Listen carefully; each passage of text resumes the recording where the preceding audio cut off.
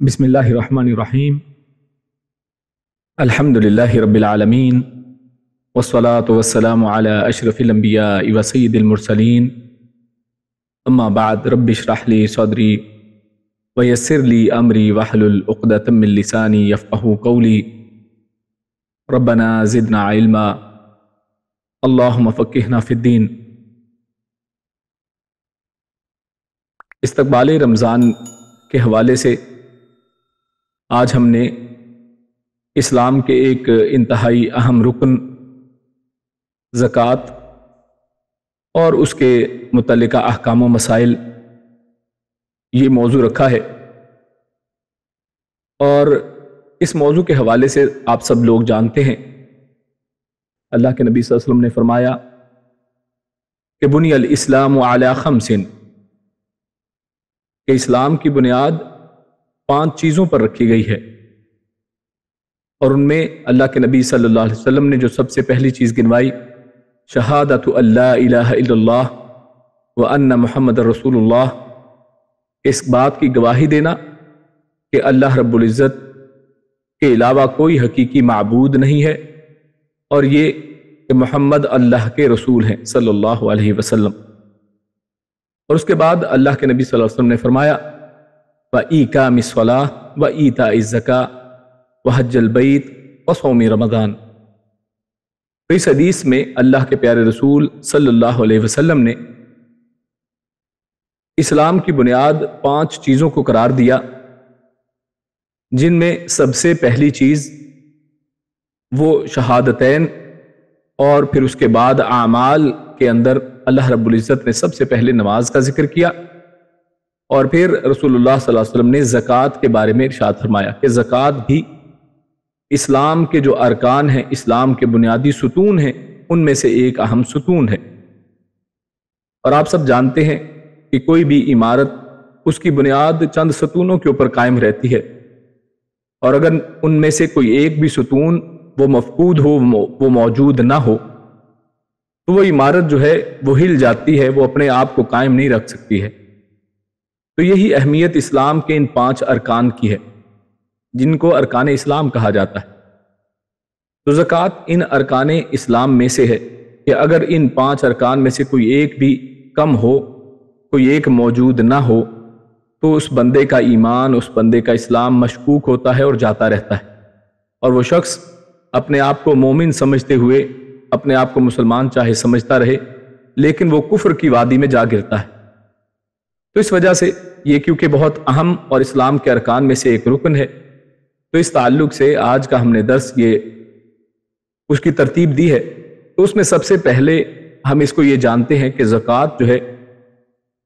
اس کی فرضیت کے اعتبار سے اللہ رب العزت نے اس کو کیا مقام و مرتبہ عطا کیا ہے۔ تو جیسے پہلے ہم نے بات کی کہ یہ زکوٰۃ جو ہے یہ ارکان اسلام میں سے ایک رکن ہے، اور اگر آپ قرآن کریم کا مطالعہ کریں، قرآن مجید کو پڑھیں، تلاوت کریں، تو آپ کو جہاں جہاں پر بھی نماز کا ذکر ملے گا، اس کے ساتھ ہی آپ کو زکوٰۃ کی ادائیگی کا بھی حکم ملے گا۔ اور قرآن کریم میں زکوٰۃ کا حکم کم و بیش 80 بار آیا ہے، 80 ٹائمز اللہ رب العزت نے قرآن کریم میں اس کو بار بار ذکر کیا ہے۔ اور قرآن کریم میں کسی ایک بات کا بار بار ذکر کیا جانا یہ اس بات کی دلیل ہوا کرتا ہے کہ یہ عمل جو ہے یا وہ ایسا حکم ہے کہ جس کو اللہ رب العزت نے خاص اہمیت دی ہے۔ اللہ رب العزت اس کو باور کروانا چاہتے ہیں، بار بار یاد دہانی کروانا چاہتے ہیں کہ یہ کوئی اہم بات ہے، کوئی اہم حکم ہے کہ جس کے اوپر عمل کیا جانا ہے۔ سورۃ النور کی آیت نمبر 56 ہمارے سامنے ہے۔ اللہ رب العزت فرماتا ہے اعوذ باللہ من الشیطان الرجیم وَأَقِیمُوا الصَّلَاةَ وَآتُوا الزَّکَاةَ وَأَطِیعُوا الرَّسُولَ لَعَلَّکُمْ تُرْحَمُونَ، کہ اے ایمان والو اقیموا الصلاۃ، کہ تم سب نماز کو قائم کرو، وآتوا الزکاۃ، اور زکوٰۃ کو ادا کرو، زکوٰۃ دو، وأطیعوا الرسول، اور رسول کی اطاعت کرو، لعلکم ترحمون، تاکہ تم سب پر رحم کیا جائے۔ تو اس آیت کا اگر تھوڑا سا جائزہ لیں تو اللہ رب العزت نے یہاں پر 2 چیزوں کی ادائیگی کا یا 2 اعمال ذکر کیے ہیں، نماز اور اس کے فوراً بعد زکوٰۃ کا ذکر کیا ہے۔ اور پھر اس کے بعد اللہ رب العزت نے اس کو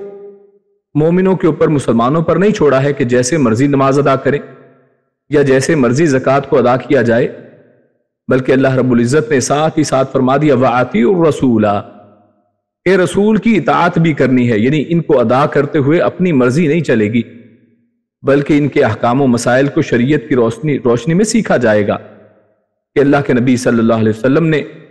جن کو اللہ رب العزت نے اس دین کی شرح کے لیے، اس دین کی وضاحت کے لیے لِتُبَيِّنَ لِلنَّاسِ، تاکہ آپ لوگوں کو بیان کر دیں، لوگوں کو کھول کھول کر بتا دیں، اس مقصد کے لیے اللہ کے رسول صلی اللہ علیہ وسلم کو بھیجا گیا ہے۔ تو لہٰذا جب بھی ہم نماز کی بات کرتے ہیں، زکوٰۃ کی بات کرتے ہیں، یا دیگر جو احکامات شریعت ہیں، تو ان میں وَأَطِیعُوا الرَّسُولَ کا نقطہ جو ہے بڑا ہی اہم ہے کہ ہم نے یہ سارے امور، سارے احکامات کے اوپر جب عمل کرنا ہے تو اللہ کے رسول کی اطاعت کرتے ہوئے کرنا ہے۔ اور مقصد کیا ہے؟ لَعَلَّكُمْ تُرْحَمُونَ، تاکہ تم سب پر رحم کیا جائے۔ کون شخص ہے ہم میں سے کہ جو اللہ رب العزت کی رحم کا متلاشی نہیں ہے، جس کو اللہ رب العزت کی رحمت نہیں چاہیے؟ ہم میں سے ہر ایک شخص جو ہے قیامت والے دن وہ اس حال میں ہوگا کہ اللہ کے پیارے رسول صلی اللہ علیہ وسلم نے جب فرمایا کہ ہر ایک شخص اللہ کی رحمت سے جنت میں داخل ہوگا، تو صحابہ کرام نے استفسار کیا، پوچھا کہ اللہ کے رسول صلی اللہ علیہ وسلم کیا آپ بھی؟ تو اللہ کے پیارے رسول نے فرمایا ہاں میں بھی، کہ میں بھی قیامت والے دن جنت میں اللہ رب العزت کی رحمت ہی سے داخل ہوں گا۔ کوئی بھی شخص اپنے خالص صرف اعمال کے ذریعے سے جنت میں نہیں جا سکتا ہے، بلکہ اللہ کی رحمت کا حصول اس کے اندر لازمی ہے۔ تو اس ایک آیت سے ہمارے سامنے یہ بات واضح ہوئی کہ جس طرح نماز دین اسلام کا ایک اہم فریضہ ہے، اس کے فوراً بعد اس کے ساتھ ہی اللہ رب العزت نے زکوٰۃ کا تذکرہ کیا۔ تو جتنی نماز امپورٹنٹ اور اہم ہے، اتنا ہی اہم جو ہے وہ زکوٰۃ ہے، اور ان دونوں کی ادائیگی، ان دونوں کا طریقہ کار وہ اطیع الرسول کے ذریعے سے ہوگا، اللہ کے نبی کے سکھائے ہوئے طریقے کے مطابق ہوگا۔ تو لہٰذا ہم معاشرے کے اندر جب دیکھتے ہیں تو ہم دیکھتے ہیں کہ نماز، ہمارے معاشرے میں تو خیر حال بہت ہی برا ہے کہ بہت سے لوگ تو نماز بھی ادا نہیں کرتے ہیں، لیکن اگر کوئی شخص آپ نمازی دیکھ بھی لیں تو زکوٰۃ کے اندر آپ اس کو سست پائیں گے کہ زکوٰۃ کی ادائیگی کے وقت پہلی بات کہ بہت سے لوگوں کو تو احساس ہی نہیں ہے کہ ہم پر بھی زکوٰۃ ہے۔ کیوں؟ اس کی وجہ اصل میں جہالت ہے کہ ہم لوگوں کو پتہ نہیں ہے۔ ہمارے معاشرے میں کتنے ہی لوگ ہیں جن کو معلوم نہیں ہے کہ کیا انہوں نے زکوٰۃ لینی ہے یا دینی ہے، وہ لینے والوں میں سے ہیں یا دینے والوں میں سے ہیں۔ تو لہٰذا آج کا یہ سیشن جو ہے انشاءاللہ اس لحاظ سے ہمارے لیے بڑا ہی معلوماتی رہے گا کہ ہمیں اس بات کا احساس اور علم ہو جائے کہ ہم کس کیٹیگری کے اندر ہیں اور اس زکوٰۃ کے احکامات اور مسائل وہ کیا کیا ہے۔ تو سب سے پہلے ہم جانتے ہیں کہ زکوٰۃ کا لغوی معنی کیا ہے، یعنی لغت کے اندر، ڈکشنری کے اندر اگر اس کا معنی دیکھا جائے تو اس کا کیا مطلب ہے۔ تو اگر بالکل سمپل ون ورڈ ڈیفینیشن اگر اس کی لی جائے تو اس کا مطلب کیا ہے؟ بڑھنا، پاک ہونا یا برکت کے معنوں میں اس کو لیا جاتا ہے کہ کسی چیز کے اندر بڑھوتری ہو جائے، مال آپ کا بڑھ جائے اور مال پاک ہو جائے، جس کے اندر کوئی نہ کوئی اگر کمی بیشی آ گئی ہے، کوئی غلط ملط چیزیں ہو گئی ہیں، کوئی گندگی آ جائے تو اس کو پاک کرنے کے لیے یہ لفظ استعمال کیا جاتا ہے۔ اور اسی طرح برکت کے معنی میں، مال کے اندر اضافت کے معنی میں اس کو استعمال کیا جاتا ہے۔ اور یہ ڈیفینیشن اگر ہم سورۃ التوبہ دیکھیں تو اس سے ہمیں ملتی ہے۔ سورۃ التوبہ میں اللہ ارشاد فرماتا ہے خذ من اموالہم صدقہ تطہرہم وتزکیہم بہا وصلی علیہم ان صلاتک سکن لہم واللہ سمیع علیم، کہ اے پیارے حبیب صلی اللہ علیہ وسلم آپ ان کے مالوں میں سے صدقہ لے لیجئے۔ اور یہاں پر صدقہ سے مراد یہ اصل میں یہ زکوٰۃ ہے، یعنی صدقہ یہ دو طرح کا صدقہ ہے، ایک فرض والا اور ایک نفل والا۔ تو زکوٰۃ کیونکہ فرض ہے تو یہاں پر فرض صدقہ یہاں پر مراد ہے۔ تو اے پیارے حبیب آپ ان کے مالوں میں سے صدقہ لے لیجئے جس کے ذریعے سے آپ ان کو پاک صاف کر دیں۔ اور دیکھیے لفظ عربک میں کیا استعمال ہوا ہے؟ تطہرہم، یعنی طہارت کا جو لفظ ہے وہ یہاں پر صدقہ کے ذریعے سے پاکیزگی کو اختیار کرنا یہاں پر ذکر کیا گیا ہے۔ اور ساتھ ہی ساتھ وتزکیہم، یعنی ان کا تزکیہ کرنا، یہ بھی پاکی ہی کے معنوں میں اصل میں آتا ہے۔ تو طہارت اور تزکیہ یہ دونوں ہی انداز میں مال کو پاک کرنا، یہاں پر اس کا معنی اللہ رب العزت نے بیان کیا ہے۔ اور ساتھ فرمایا وصلی علیہم، اور ان کے اوپر آپ ان کے لیے دعا بھی کریں، ان کے لیے دعا کیجئے۔ یعنی دیکھیے کہ زکوٰۃ کو ادا کرنے کے ساتھ فوائد اللہ نے اسی آیت کے اندر یہ بھی بتا دیے ہیں کہ اس سے مال ایک تو پاک ہوتا ہے، پاکی کا معنی اس کے اندر پایا جاتا ہے، پاکیزگی کا معنی پایا جاتا ہے، اور ساتھ ہی ساتھ اللہ کے نبی صلی اللہ علیہ وسلم کی دعا کا انسان حقدار بن جاتا ہے۔ اور اللہ کے نبی صلی اللہ علیہ وسلم کی دعا کے بارے میں اللہ نے فرمایا ان صلاۃ سکن لہم، کہ پیارے حبیب بے شک آپ کی دعا ان کے لیے اطمینان کا باعث ہے، سکون والی چیز ہے، سکن لہم اطمینان والی چیز ہے۔ اور واللہ سمیع علیم، اور اللہ رب العزت تو خوب دعائیں سننے والا ہے اور علم والا ہے، اللہ سب جانتا ہے کہ کس نے کس انداز میں کس طریقے سے دعا کی ہے اور کیسے اس صدقہ کو ادا کیا ہے۔ تو اس حوالے سے ہمارے سامنے یہ بات واضح ہوئی کہ اس کا معنی ایک جو ہے وہ پاکی ہے، پاکیزگی ہے، اور اس کا دوسرا معنی ہمارے سامنے سورۃ الروم آیت نمبر 39 سے آتا ہے۔ اللہ ارشاد فرماتا ہے وَمَا آتَيْتُم مِّن زَكَاةٍ تُرِيدُونَ وَجْهَ اللَّهِ فَأُولَٰئِكَ هُمُ الْمُضْعِفُونَ، اور جو کچھ صدقہ زکوٰۃ تم اللہ تعالیٰ کا چہرہ دیکھنے، یعنی تُرِيدُونَ وَجْهَ اللَّهِ، اللہ کے چہرے کے لیے تم دیتے ہو، تو ایسے لوگ ہی اپنا دو چند کرنے والے ہیں، یعنی مضعفون یعنی بڑھا چڑھا کر دیے جانے والے، مضاعفون یعنی جس میں اضافہ ہو، جس کو ڈبل کر دیا جائے، ٹرپل کر دیا جائے، بڑھایا چڑھایا جائے۔ اور سورۃ البقرہ کے اندر آپ اگر پڑھیں، جو آیات ہم نے یہاں پر لگا رکھی تھی، اگر ان کے اوپر غور و فکر کیا جائے تو سورۃ البقرہ کی آخری جو آیات ہیں 261 سے آگے چل کر 274 تک، تو اللہ رب العزت نے اتنے بڑے ایک آیات کے اندر اللہ رب العزت نے جو صدقہ ہے، جو مال کا دینا ہے، اس کے حوالے سے وہاں پر آیات کو ذکر فرمایا ہے، اور اس میں اللہ رب العزت نے وہ واقعہ اور وہ ایک مثال بھی بیان کی ہے کہ انسان ایک جیسے دانہ بوئے اور وہ دانہ اس میں سے بالیاں نکلتی ہیں، اور ہر بالی میں 70 دانے ہیں اور 10 بالیاں ہیں، تو مطلب 700 گنا تک اللہ رب العزت نے ارشاد فرمایا کہ انسان جب صدقہ کرتا ہے تو اس کو 700 گنا تک بڑھا دیا جاتا ہے، اور اللہ چاہے تو اس سے بھی زیادہ بڑھا دیتا ہے۔ تو لہٰذا یہ زکوٰۃ جو ہے یہ مال کو بڑھانے کا سبب بنتی ہے۔ ہاں بعض لوگ اس پر یہ اعتراض کرتے ہیں اور ان کے ذہن میں یہ بات آتی ہے کہ یہ تو مال کو نکالا جاتا ہے، اور جب نکالتے ہیں تو اس میں تو کمی واقع ہوتی ہے، تو پھر اس میں اضافہ کیسا؟ تو اس حوالے سے پیارے رسول صلی اللہ علیہ وسلم کی حدیث صحیح مسلم کے اندر ہمارے سامنے ہے، اللہ کے نبی صلی اللہ علیہ وسلم نے ارشاد فرمایا وَمَا نَقَصَتْ صَدَقَةٌ مِّن مَّالٍ، کہ مال میں سے جو صدقہ کرنا ہے، مال میں سے جو نکالنا ہے صدقہ، اس سے مال میں کوئی کمی واقعہ نہیں ہوتی ہے، ما نقصت، اس میں کوئی نقص واقعہ نہیں ہوتا ہے، کوئی کمی بیشی نہیں ہوتی، بلکہ یہ چیز تو مال میں اضافے کا سبب ہے، جیسا کہ ہم نے ان آیات کے اندر وہ دیکھا۔ تو یہ لغوی اعتبار سے زکوٰۃ کس کو کہتے ہیں، یہ وہ ہے۔ اس کے بعد اصطلاح کے اندر، اور اس معنی یہ یعنی شریعت محمدیہ کے اندر جب ہم یہی لفظ زکوٰۃ استعمال کرتے ہیں تو اس کا اصل میں معنی کیا ہوتا ہے، یعنی زکوٰۃ کوئی کہے تو ہمارے ذہن میں کیا چیز آتی ہے یا کیا آنی چاہیے اصل میں؟ تو شرعی جو اصطلاح ہے وہ اس زکوٰۃ کی یہ ہے کہ مال کے اس خاص حصے کو زکوٰۃ کہتے ہیں، یعنی زکوٰۃ مال کا وہ خاص حصہ ہے کہ جس کو اللہ کے حکم کے مطابق فقیروں، محتاجوں وغیرہ کو دے کر انہیں مالک بنا دیا جائے۔ یعنی اس میں 3 چیزیں دیکھی ہے۔ نمبر 1 یہ ہے کہ زکوٰۃ جو ہے وہ اس کو آپ نے اپنے مال میں سے نکالنا ہے، یہ نہیں کہ کسی کے مال کے بارے میں آپ حساب لگا رہے ہیں، فلاں کو تو اتنی زکوٰۃ دینی چاہیے، فلاں، آپ اپنے بارے میں فکر کریں، نمبر 1۔ دوسرا کہ اللہ کے حکم سے، جیسے ہم نے اوپر آیت میں دیکھا سورۃ النور میں وَأَطِیعُوا الرَّسُولَ، اللہ نے جیسے فرمایا ہے، اللہ کے نبی صلی اللہ علیہ وسلم نے ہمیں جیسے وضاحت کی ہے اس کے مطابق دینا ہے۔ اور تیسری چیز، ان کو دینا ہے فقیروں اور محتاجوں کو، اور اس انداز میں دینا ہے کہ وہ مالک بن جائیں، یعنی ہم نے ان کو صرف استعمال کے لیے نہیں دینی ہے کہ آپ تھوڑی دیر استعمال کر کے واپس کر دیں گے، نہیں، بلکہ ان کو مالک بنا دیں۔ جو پہلے مالک نہیں تھے وہ اب مالک بن جائیں، پہلے جو فقیر تھے اب وہ اس سے غنی بن جائیں، اب ان کے پاس بھی مال آ جائے، تو ان کو مالک بنا دیا جائے۔ تو یہ اصل میں شریعت کے اندر زکوٰۃ کا معنی اور مفہوم ہمارے سامنے آتا ہے۔ اس کے بعد ہم اپنے اگلے موضوع میں کی طرف چلتے ہیں کہ زکوٰۃ جو لوگ ادا نہ کریں ان کا انجام کیا ہوگا۔ یعنی ہم نے یہ بات تو دیکھ لی کہ زکوٰۃ فرض ہے، اور اللہ رب العزت نے زکوٰۃ کو اس دین کا ایک بنیادی جز اور بنیادی رکن قرار دیا ہے، تو لہٰذا اگر کوئی شخص زکوٰۃ ادا نہیں کرتا ہے تو اس کے حوالے سے کیا احکامات ہیں؟ تو سب سے پہلی بات تو یہ جان لیجئے، اس حوالے سے امت کا اجماع ہے یعنی امت مسلمہ کے اندر جتنے بھی علماء ہیں، فقہا ہیں، ان کا اجماع ہے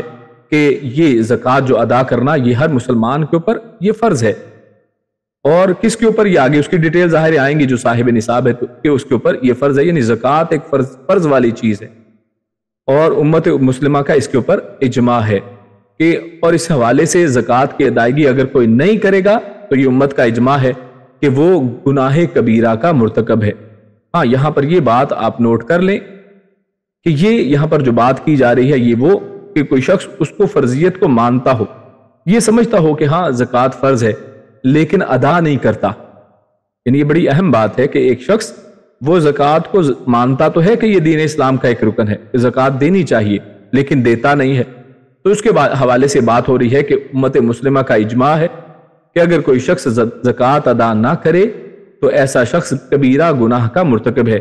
جس کے لیے آخرت میں سخت سزائیں ہیں، جیسا کہ ہمارے سامنے سورۃ فصلت اس کی آیت نمبر 7 ہے، 6 اور 7 اللہ فرماتا ہے وَوَيْلٌ لِّلْمُشْرِكِينَ الَّذِينَ لَا يُؤْتُونَ الزَّكَاةَ وَهُمْ بِالْآخِرَةِ هُمْ كَافِرُونَ، اور مشرکوں پر افسوس ہے کہ جو زکوٰۃ نہیں دیتے اور آخرت کے بھی قائل نہیں ہیں۔ یہ دیکھیے کتنی سخت بات، دو کام ساتھ جوڑ دیے گئے ہیں، ایک زکوٰۃ کو، زکوٰۃ کے نہ دینے کو، اور آخرت کے اوپر ایمان کو۔ وَهُمْ بِالْآخِرَةِ هُمْ كَافِرُونَ، یعنی زکوٰۃ نہ دینے والا ویسے ہی ہے جیسے کوئی شخص آخرت کا انکار کرنے والا ہے، اور مشرکین یہاں پر ان کو کہا گیا ہے۔ اسی طرح آیت سورۃ التوبہ کے اندر آیت نمبر 34 اور 35 میں اللہ ارشاد فرماتا ہے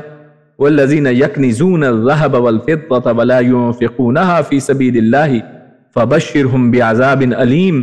يَوْمَ يُحْمَى عَلَيْهَا فِي نَارِ جَهَنَّمَ فَتُكْوَى بِهَا جِبَاهُهُمْ وَجُنُوبُهُمْ وَظُهُورُهُمْ هَذَا مَا كَنَزْتُمْ لِأَنفُسِكُمْ فَذُوقُوا مَا كُنتُمْ تَكْنِزُونَ۔ اللہ ارشاد فرماتا ہے، جس کا ترجمہ کچھ یوں ہے، اور جو لوگ سونا اور چاندی جمع کرتے ہیں، یعنی اس کی زکوٰۃ نہیں نکالتے ہیں بلکہ ان کو جمع کرتے ہیں اور اس کو خدا کے راستے میں خرچ نہیں کرتے ہیں، ان کو اس دن عذاب علیم کی خبر سنا دو، یعنی جس دن ان کو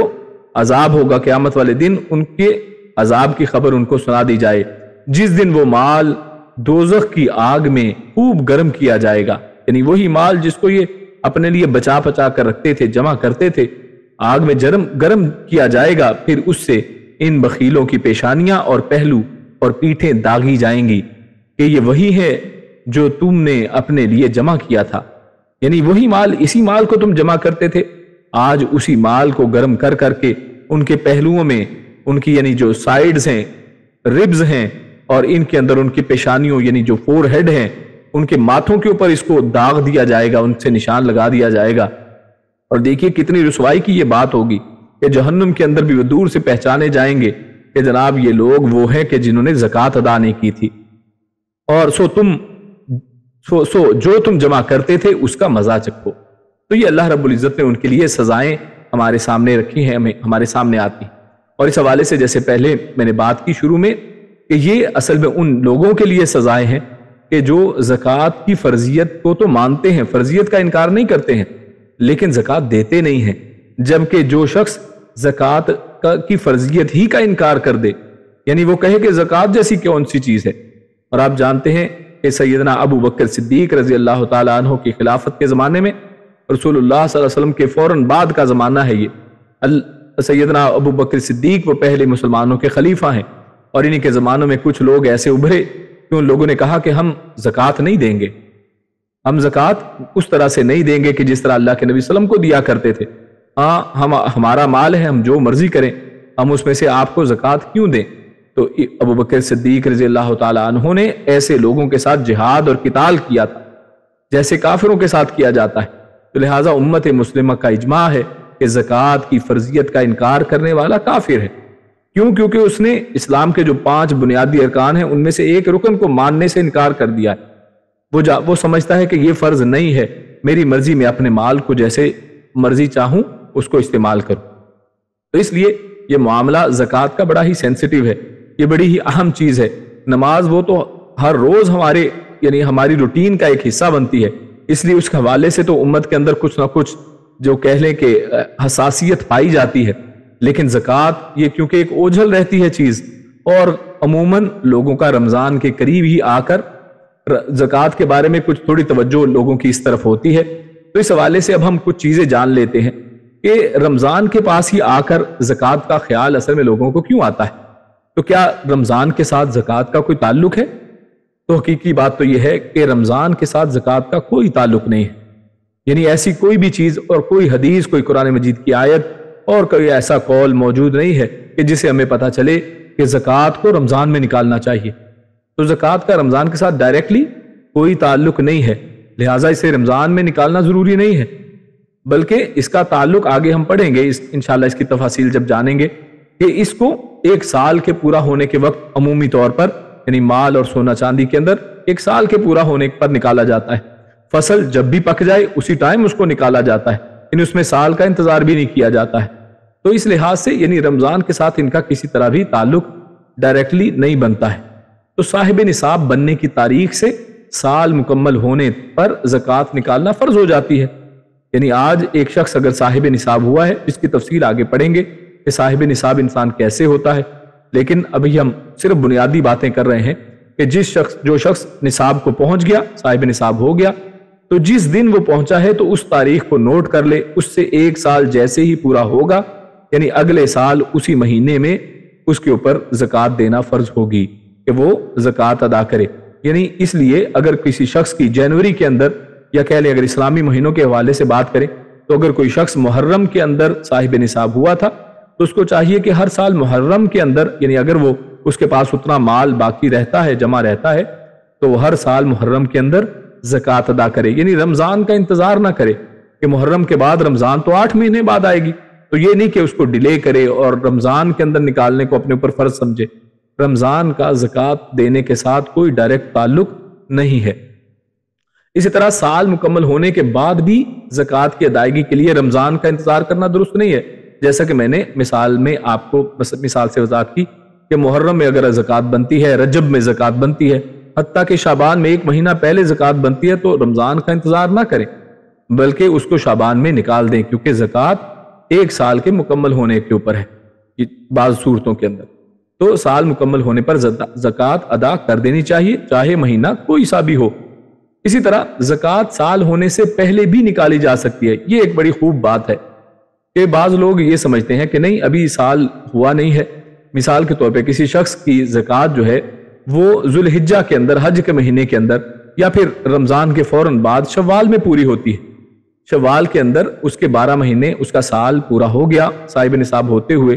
تو کیا وہ شخص اب رمضان کے بعد انتظار کرے اور شوال میں زکوٰۃ ادا کرے؟ تو ہاں، ایسے بندے کے لیے یہ اجازت ہے کہ وہ سال مکمل ہونے سے پہلے یعنی ایڈوانس میں اگر ادا کر دے،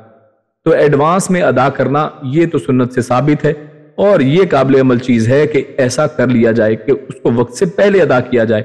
لیکن اس کو ڈیلے کر کے، لیٹ کر کے رمضان کا انتظار کرنا یہ بات درست نہیں ہے۔ زکوٰۃ سال ہونے سے پہلے بھی نکالی جا سکتی ہے، جس کو آپ کہہ سکتے ہیں کہ ایڈوانس میں نکالی جا سکتی ہے۔ اسی طرح قبل از وقت رمضان میں رمضان کی فضیلت پانے کے لیے زکوٰۃ ادا کر دی تو پھر اس میں کوئی حرج نہیں ہے۔ کیوں؟ کیونکہ رمضان المبارک کے اندر آپ یہ جانتے ہیں کہ رمضان میں ہر عمل کا اجر 10 گنا بڑھا دیا جاتا ہے۔ ہر عمل جو کیا، آپ نے صدقہ کیا، تو عام دنوں کے اندر جو اس کا اجر و ثواب ہے رمضان کے اندر وہ بڑھ جائے گا۔ تو لہٰذا اگر کوئی شخص جس کی زکوٰۃ اگر فرض کریں وہ بنتی ہے رمضان کے بعد شوال میں، ذیقعدہ میں یا ذوالحجہ کے اندر، تو وہ شخص اگر ایڈوانس میں نکالنا چاہے رمضان کی فضیلت کو حاصل کرنے کے لیے، اجر کے دگنے تگنے ہونے کے لیے، تو وہ ایسا کر سکتا ہے، اس میں کوئی حرج والی بات نہیں ہے۔ لیکن اگر رمضان سے قبل ادائیگی کا وقت تھا، مثلا رجب میں تھا زکوٰۃ ادا کرنے کا وقت، تو پھر اس کو تاخیر نہیں کرنی چاہیے۔ اس کے اندر بہت اہم نقطہ یہ ہے کیوں تاخیر نہ کرے، کہ اس کو معلوم ہے کہ یہ چیز اس کے اوپر فرض ہے اور اس کو ڈیلے کر رہا ہے، حالانکہ اس کو اپنی عمر کا بھروسہ نہیں ہے کہ اس کی عمر ساتھ دے گی یا نہیں، وہ زندہ رہے گا بھی کہ نہیں، اور جس کے لیے وہ ڈیلے کر رہا ہے ایسا نہ ہو کہ فرض کی ادائیگی کے بغیر اللہ کے حضور حاضر ہو جائے۔ تو لہٰذا یہ بڑی سختی والی بات ہے، اور آیات آپ اس حوالے سے سختی والی دیکھ آئے کہ اللہ رب العزت ایسے مالوں کو گرم کر کے آگوں کو پیشانیوں کے اوپر اور انسان کے پہلوؤں کے اوپر ان کو لگایا جائے گا، داغا جائے گا۔ تو کوئی اسی طرح قدرتی آفت یا حادثہ پیش آ جائے تو اس وقت زکوٰۃ ادا کر دینا رمضان میں زکوٰۃ ادا کرنے سے بھی افضل ہے۔ یعنی ایک طرف تو ہم نے دیکھا نا کہ رمضان میں اگر ایڈوانس میں کوئی شخص ادا کرنا چاہتا ہے زکات تو کر دے، صحیح ہے، لیکن اگر اس سے بھی پہلے مثال کے طور پہ شعبان کے مہینے میں یا رجب کے مہینے میں کہیں پر حادثہ ہو گیا کسی علاقے کے اندر، جیسے فلسطین میں آج کل دیکھیے کیسے حالات ہیں، اور اسی طرح پچھلے سال جیسے بعض پاکستان کے علاقوں میں، انڈیا کے علاقوں میں سیلاب آ جاتا ہے، زلزلہ آ جاتا ہے، بہت سی آفات آ جاتی ہیں، تو ایسی صورت میں بہت سے لوگوں کو آپ کی امداد کی زکات کی ضرورت پڑتی ہے۔ تو ایسی صورت میں یہ نہیں کیا جائے کہ جناب ہم رمضان کا انتظار کریں اور اتنی دیر جو لوگ مستحق تھے وہ اپنے حق کا انتظار کرتے رہیں۔ تو لہٰذا ایسی صورت میں آپ ایڈوانس میں اگر نکالنا چاہتے ہیں تو آپ ایسے مستحق افراد کے لیے جو قدرتی آفت کا شکار ہے ان کے لیے بھی زکات کو ادا کر سکتے ہیں۔ اسی طرح صاحب نصاب بننے کی تاریخ سے ناواقفیت کی بنا پر رمضان میں اسی تاریخ کو زکات کی ادائیگی کے لیے مقرر بھی کیا جا سکتا ہے۔ یعنی ایک شخص ایسا ہے کہ جس کو پتہ نہیں ہے کہ میں صاحب نصاب کب بنا تھا، اللہ نے اس وقت اس کو ہدایت نہیں دی تھی، اب اس کو علم ہوا کہ مجھے زکات ادا کرنی ہے، تو اب جب بھی اس کو احساس ہو گیا ہے تو اس شخص کو چاہیے کہ ہاں اگر ایسا شخص رمضان کو اپنے لیے مقرر کر لے کہ ٹھیک ہے میں ہر رمضان کو زکات ادا کیا کروں گا، تو اس بندے کے لیے جائز ہے کہ رمضان میں زکات دے دے۔ لیکن پہلے جو ہم نے بات شروع میں کی ہے کہ ڈائریکٹلی اس کا رمضان کے ساتھ زکات کا کوئی تعلق نہیں ہے۔ ہاں یہ مختلف صورتیں ہیں کہ جو ہم بیان کر رہے ہیں کہ جس میں اگر وہ رمضان کو مقرر کر لیتا ہے تو کوئی حرج والی بات نہیں ہے۔ اس طرح رمضان میں کیونکہ نیکیوں کے اجر بڑھ جاتے ہیں، اس لیے بہت سے لوگ آپ دیکھتے ہیں کہ رمضان ہی میں اہتمام کرتے ہیں، تو اگر تو انہوں نے یعنی اس کو ایڈوانس کے طور پر اختیار کر رکھا ہے کہ وہ ایڈوانس میں ادا کر دیں، یا پھر وہی تاریخ کی ناواقفیت کی وجہ سے کہ کب میں صاحب نصاب ہوا تھا تو انہوں نے رمضان مقرر کر لیا، تب تو ٹھیک ہے۔ لیکن اگر کسی شخص کو معلوم ہے کہ وہ رجب میں یا پھر اس سے پہلے شعبان میں، رجب میں یا ربیع الاول میں وہ صاحب نصاب ہوا تھا، تو ایسے شخص کے لیے جائز نہیں ہے کہ وہ ڈیلے کر کے، لیٹ کر کے رمضان کا انتظار کرے۔ تو لہٰذا یہ چیزیں بہت اہم کچھ نکات تھے جن کو یہاں پر ذکر کرنا ضروری تھا۔ اس کے بعد ہم آگے چلتے ہیں۔ زکوٰۃ اور رمضان کے تعلق سے ہمارا یہ بات چیت چل رہی ہے، تو اب زکوٰۃ کی بات اگر کریں تو زکوٰۃ کو کیسے نکالا جائے، کیسے سمجھا جائے کہ کب زکوٰۃ نکالنی ہے، یعنی اور کب آپ صاحب نصاب ہوئے ہیں، کتنی زکوٰۃ نکالنی ہے۔ تو اس حوالے سے اگر دیکھیں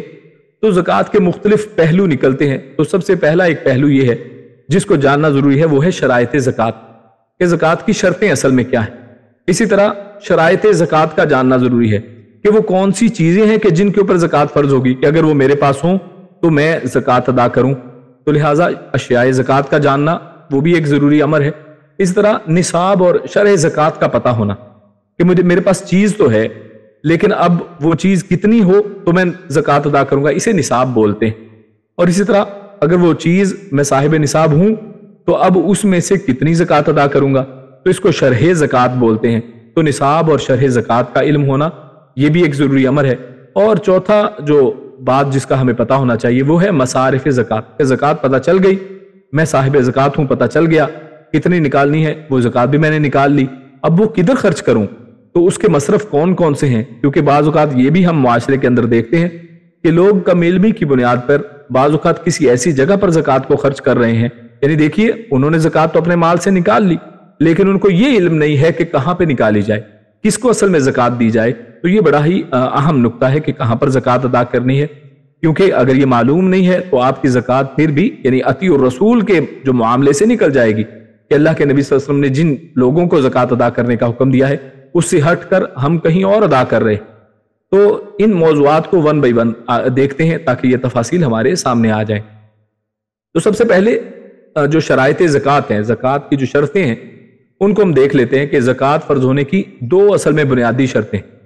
زکوٰۃ کے ادا ہونے کی یعنی اپنے اوپر فرض ہونے کی دو شرطیں،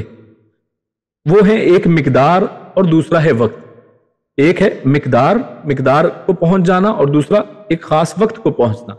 تو مقدار کے اعتبار سے اگر دیکھیں تو مال بقدر نصاب یا اس سے زیادہ ہو جائے، یعنی جب بھی مقدار جو خاص شریعت نے مقرر کی ہے، ہر چیز میں مختلف مقدار اللہ کے نبی صلی اللہ علیہ وسلم نے مقرر کی ہے کہ سونے کے اندر ایک خاص مقدار ہے، چاندی کے اندر ایک اور مقدار ہے، اسی طرح جو زرعی پیداوار ہے اس کے اندر ایک مختلف مقدار ہے، اس طرح جو مال مویشی ہیں ان کے اندر ایک مختلف مقدار ہے۔ تو جب بھی جو بھی مال آپ کے پاس موجود ہے وہ ایک خاص مقدار کو پہنچ جائے تو یہ اس کی پہلی شرط پوری ہو گئی کہ یہ اس لیول تک پہنچ گیا، اس کا مطلب ہے اب اس شخص کے اوپر یعنی وہ زکوٰۃ ادا کرنا فرض ہے۔ तो फर्जियत आपके ऊपर हुई है या नहीं, तो इसका ताल्लुक मिकदार से है, नंबर 1। तो अगर वो निसाब या निसाब से कम है तो फिर ज़कात अदा नहीं करनी है, अगर वो निसाब के बराबर या उससे ज्यादा है तो तब आपने ज़कात अदा करनी है। तो ये मुख्तलिफ चीज़ों के लिए मुख्तलिफ है, जो आगे हम देखेंगे इंशाअल्लाह। और दूसरी शर्त जो है वो है वक्त, कि इस पर एक यानी बहुत सी सूरतें ऐसी हैं, जैसे मिसाल के तौर पे सोना और इसी तरह चांदी, इसी तरह नकदी जो माल है, माल तिजारत है, तो इन सूरतों में उस माल के ऊपर इन तमाम जो मैंने कैटेगरीज बताई हैं, इनमें एक कमरी साल का गुजरना जरूरी है। और कमरी साल किसे कहते हैं? यानी चांद वाला साल, जो इस्लामी महीने जिनको हम कहते हैं, इसी को हिजरी साल भी कहा जाता है। तो इनके एतबार से हम नापेंगे, यानी वक्त को देखेंगे कि साल पूरा हुआ है या नहीं हुआ। इसमें हम जनवरी फरवरी जो है, यानी जिसको आप कह लें कि ग्रेगोरियन जो कैलेंडर है, उसको नहीं देखा जाएगा, उसमें जनवरी फरवरी का जो लिहाज नहीं रखा जाएगा, हालांकि महीने वहां पर भी 12 है, लेकिन हिजरी साल का लिहाज यहां पर रखना है। तो ये दो चीजें जो हैं बुनियादी हैं। और वक्त के एतबार से ये भी हमने देखना है कि ये वक्त साल का गुजरना ये किन के ऊपर है, जो कैटेगरीज मैंने बताई। इसके अलावा जो जमीन है, जमीन की पैदावार है, या इसी तरह मवेशी वगैरह है, तो उनका थोड़ा जो उनका वक्त है वो मुख्तलिफ है। जमीन की पैदावार पर साल की शर्त नहीं है, बल्कि जैसे ही आपने फसल काटी उसी वक्त उसी दिन आपने उसका हिसाब लगाकर उसकी ज़कात अदा करनी, उसके लिए साल का पूरा होना जरूरी नहीं है। इसी तरह जो खजाने हैं, बाज़-औक़ात इंसान ने कोई जगह खोदी और उस खोदी हुई जगह से एक बहुत पुराना खजाना निकला है, कोई हजारों साल पुरानी कोई चीज समझे, कान कोई दबी हुई थी, या सोने की अशरफियां निकल आती हैं, कुछ भी ऐसा खजाना निकलता है, तो इस खजाने के अंदर भी साल की शर्त नहीं है, बल्कि जैसे ही निकलेगा उसी वक्त आपने उसमें से ज़कात अदा करनी है। तो इसके लिए भी वक्त जरूरी नहीं है। तो खैर बुनियादी तौर पर दो शर्तें हैं, एक तो मिकदार, यानी उसका वैल्यू असल में कितनी है, मिकदार कितना है, नंबर उसका कितना है, या वॉल्यूम कितना है, और दूसरी चीज उसका टाइम पीरियड है कि वो साल गुजरे बाज चीजों के ऊपर और बाज में फौरी तौर पर उसको अदा करना है। तो आगे हम एक एक करके सबको देखेंगे। तो इसी तरह ज़कात हर आजाद मुसलमान मर्द और औरत पर फर्ज है कि वो ज़कात अदा करे, अगर वो मिकदार और वक्त यानी ये दोनों शराइत को पूरा हो गया है। अगर उसके ऊपर दोनों शर्तें पूरी होती हैं तो चाहे वो मर्द हो या औरत, दोनों ही को ज़कात अदा करनी है, जिसमें दर्ज झैल बाला जो शराइत जो ऊपर हमने बयान किए हैं वो मौजूद हों। और इसी तरह अगर माल का मालिक बच्चा है या फिर ऐसा शख्स है जो ना समझ हो, जैसे कुछ लोग ज़हनी तौर पर मैच्योर नहीं होते हैं, तो तब भी सरपरस्त पर फर्ज है कि ज़कात अदा करे। यानी उसके पास माल इतना है तो फिर सरपरस्त यानी वली जो है, जो गार्डियन है, उसके ऊपर यह फर्ज है कि वो हिसाब लगाकर वो ज़कात अदा करे। यानी ऐसा नहीं है कि अच्छा बच्चा तो छोटा है ना, तो गार्डियन जो है वो कहे कि अच्छा बच्चा जब बड़ा होगा तो खुद ही देगा, तो उस वक्त तक वो ज़कात रोके रखे या अदा ना करे, तो ये दुरुस्त बात नहीं है। और इसी तरह कर्ज अगर निसाब के माल से ज्यादा हो तो ज़कात फर्ज नहीं है। यानी अगर किसी शख्स ने वो साहिब निसाब बन गया है, यानी उसके पास इतना माल है कि वो ज़कात अदा करे, तो आगे हम देखेंगे कि कितना माल पे होती है, तो लेकिन वो निसाब को तो पहुंचा है, लेकिन उसके ऊपर कर्ज भी है, और कर्ज की रकम जो उसके ऊपर है वो निसाब से भी ज्यादा है। मसलन एक शख्स के पास 5 लाख रुपए हैं,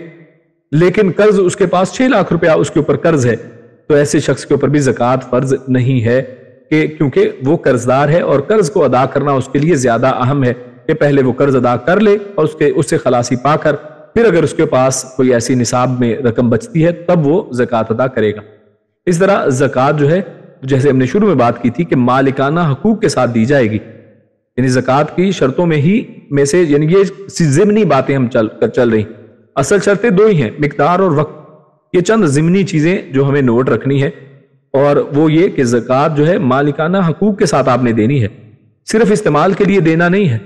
या फिर इस तरह आप कहें कि जी अच्छा तुमने मेरा कुछ कर्ज देना था, मैंने तुम्हें माफ कर दिया, और आप समझे कि मेरी तरफ से ज़कात अदा होगी, तो ऐसा नहीं है। क्यों नहीं है? क्योंकि ज़कात हिसाब लगा कर देनी होती है कि क्या वाकई ये मालियत उतनी थी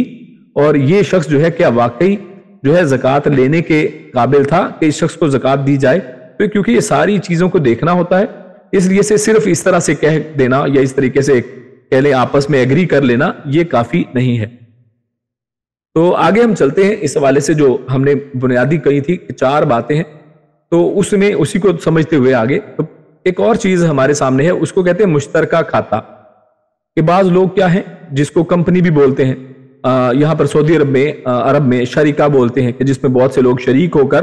काम इकट्ठे होकर करते हैं, या शेयर कह लें खरीद लेते हैं, और बहुत से लोग मिलकर एक काम करते हैं, मुश्तरका खाता होता है। तो इमाम अबू हनीफा रहिमहुल्लाह और इमाम मालिक रहिमहुल्लाह उनका इस हवाले से मौक़िफ़ ये है कि किसी पर ज़कात उस वक्त तक वाजिब नहीं है जब तक उनमें से हर एक का हिस्सा बकदरे निसाब ना हो। यानी ये दोनों क्या कहते हैं कि ज़कात कब वाजिब होगी कि जब दोनों का हिस्सा, यानी एक मुख्तलिफ अंदाज में इन्होंने बात की कि ज़कात उस वक्त तक वाजिब नहीं है कि जब तक उनमें से हर एक का हिस्सा बकदरे निसाब ना हो। यानी दोनों अपने अपने हिस्सों को अलहदा करें और देखें कि जरा मेरा हिस्सा जो बनता है, मिसाल के तौर पे 2 लाख से किसी शख्स ने कारोबार शुरू किया, दो लोग हैं मिलकर 2 लाख से कारोबार शुरू करते हैं, और वो कहते हैं कि दोनों अपना अपना हिस्सा देखें, दोनों के हिस्से में 1-1 लाख आया, तो अब 1 लाख जो है क्या उसके ऊपर वो साहिब निसाब बनता है या नहीं? अगर तो बनता है तब वो ज़कात दे, अगर नहीं बनता तो ना दे। यानी वो कहते हैं कि दोनों अपने हिस्सों को अलहदा करके फिर वो ज़कात का अंदाजा लगाएं। यानी उस वक्त तक ज़कात वाजिब नहीं है जब तक उनमें से हर एक का हिस्सा निसाब को ना पहुंचे। यानी इकट्ठा 2 लाख चाहे ज़कात बनता हो, यानी इकट्ठा 2 लाख, आप ये समझ लें कि 2 लाख के ऊपर ज़कात है, लाख के ऊपर नहीं है, तो इस सूरत में वो कहते हैं कि दोनों अपना अपना हिस्सा देखें कि मेरे ऊपर है या नहीं, इकट्ठे को ना देखें। तो ये इमाम अबू हनीफा रहमहुल्लाह और इमाम मालिक का मौक़िफ़ ये है। जबकि इमाम शाफी रहमहुल्लाह उनका मौक़िफ़ क्या है? वो कहते हैं कि मुश्तरिक माल का हुक्म एक ही शख्स के माल का है, कि चाहे उन्होंने मिल के कारोबार किया हुआ है लेकिन वो कारोबार असल में मिक्स होकर वो कर रहे हैं और दोनों मिलकर एक ही जगह पर माल इकट्ठा हो गया है। और आप जानते हैं कि बाज़ औक़ात ये माल, जैसे किसी ने बकाला खोला है, कोई शॉप खोली है, तो उसके अंदर, या तंदूर एक शख्स ने रोटियां लगाने का खोला है, 2-3 लोगों ने मिलके, तो उसके अंदर जो माल उन्होंने सारा खर्च किया है तो वो तो मिक्स हो चुका है और उसे इसी तरह आमदन में मिक्स होकर आती है। तो वो कहते हैं कि माल जो है उसको एक ही समझा जाएगा और उस पूरा टोटल जो है उसको देखा जाएगा कि उसके ऊपर क्या ज़कात बनती है कि नहीं बनती है। तो ये इमाम शाफी का मौक़िफ़ है। और इसमें इख्तलाफ की वजह क्या है? रसूलुल्लाह सल्लल्लाहु अलैहि वसल्लम का एक इरशाद है, अल्लाह के नबी ने इरशाद फरमाया कि 5 उकिया यानी 50 से 52 तोले से कम चांदी पर ज़कात नहीं है। अल्लाह के नबी ने क्या फरमाया कि 50 से 52 तोला जो है, इससे कम चांदी अगर हो तो ज़कात नहीं है। तो आप सल्लल्लाहु अलैहि वसल्लम के इरशाद में ये वाज़े नहीं है कि आया ये हुक्म सिर्फ उस वक्त है जबकि माल सिर्फ एक ही शख्स की मलकियत हो, या उस वक्त भी है जबकि उसमें कई शरीक हों।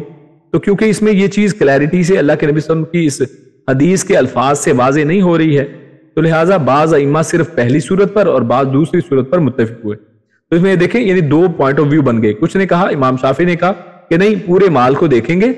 और पूरे माल का जितना भी वैल्यू बनती है, अगर वो साहिब निसाब बनता है उससे शख्स, तो ज़कात अदा करे। और इमाम हनीफा और मालिक कहते हैं कि नहीं, जितने भी पार्टनर्स हैं वो अपना अपना शेयर उसमें अलहदा करें और उस शेयर के ऊपर देखें कि जनाब उस पर ज़कात बनती है कि नहीं। तो ये 2 पॉइंट ऑफ व्यू हमारे सामने आते हैं। तो इस हवाले से लेकिन जो सही पॉइंट ऑफ व्यू असल में वो क्या है, क्योंकि ये तो 2 इख्तलाफी बातें हमने आपके सामने बयान की, तो सही बात क्या है वो समझ लें कि अल्लाह के नबी सल्लल्लाहु अलैहि वसल्लम का इरशाद सही बुखारी की हदीस है, यानी अनडाउटफुल हदीस आपके सामने है कि जिसके अंदर बिल्कुल सही बात है। इरशाद नबवी सल्लल्लाहु अलैहि वसल्लम है, अल्लाह के नबी ने फरमाया कि ज़कात के डर से ना मुतफर्रिक माल को इकट्ठा किया जाए और ना इकट्ठे को अलग किया जाए, यानी जैसे है वैसे रहने दिया जाए। यानी कोई शख्स अगर मिलकर कारोबार कर रहे हैं तो जो भी मिलकर उन्होंने कारोबार कर रखा है उसमें जो भी मलकियत मिलकर है उसको लहदा ना करें,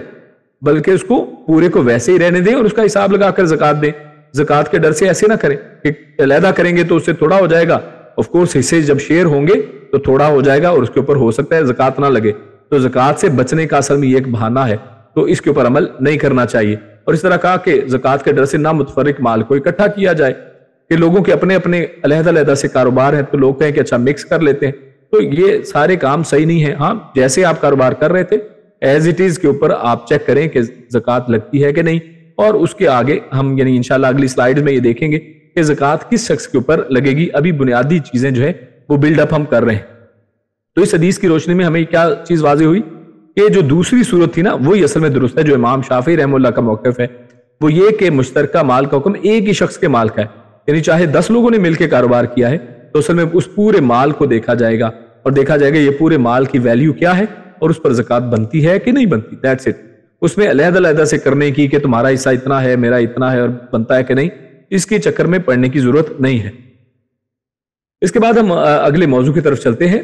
जिसमें वो माल जिन पर ज़कात फर्ज है। अब हम उन मालों को देखते हैं। अब यहाँ से यानी आप कह लें कि नोट करने वाली चीज़ें वो मजीद जो है प्रिसाइज होती चली जा रही हैं।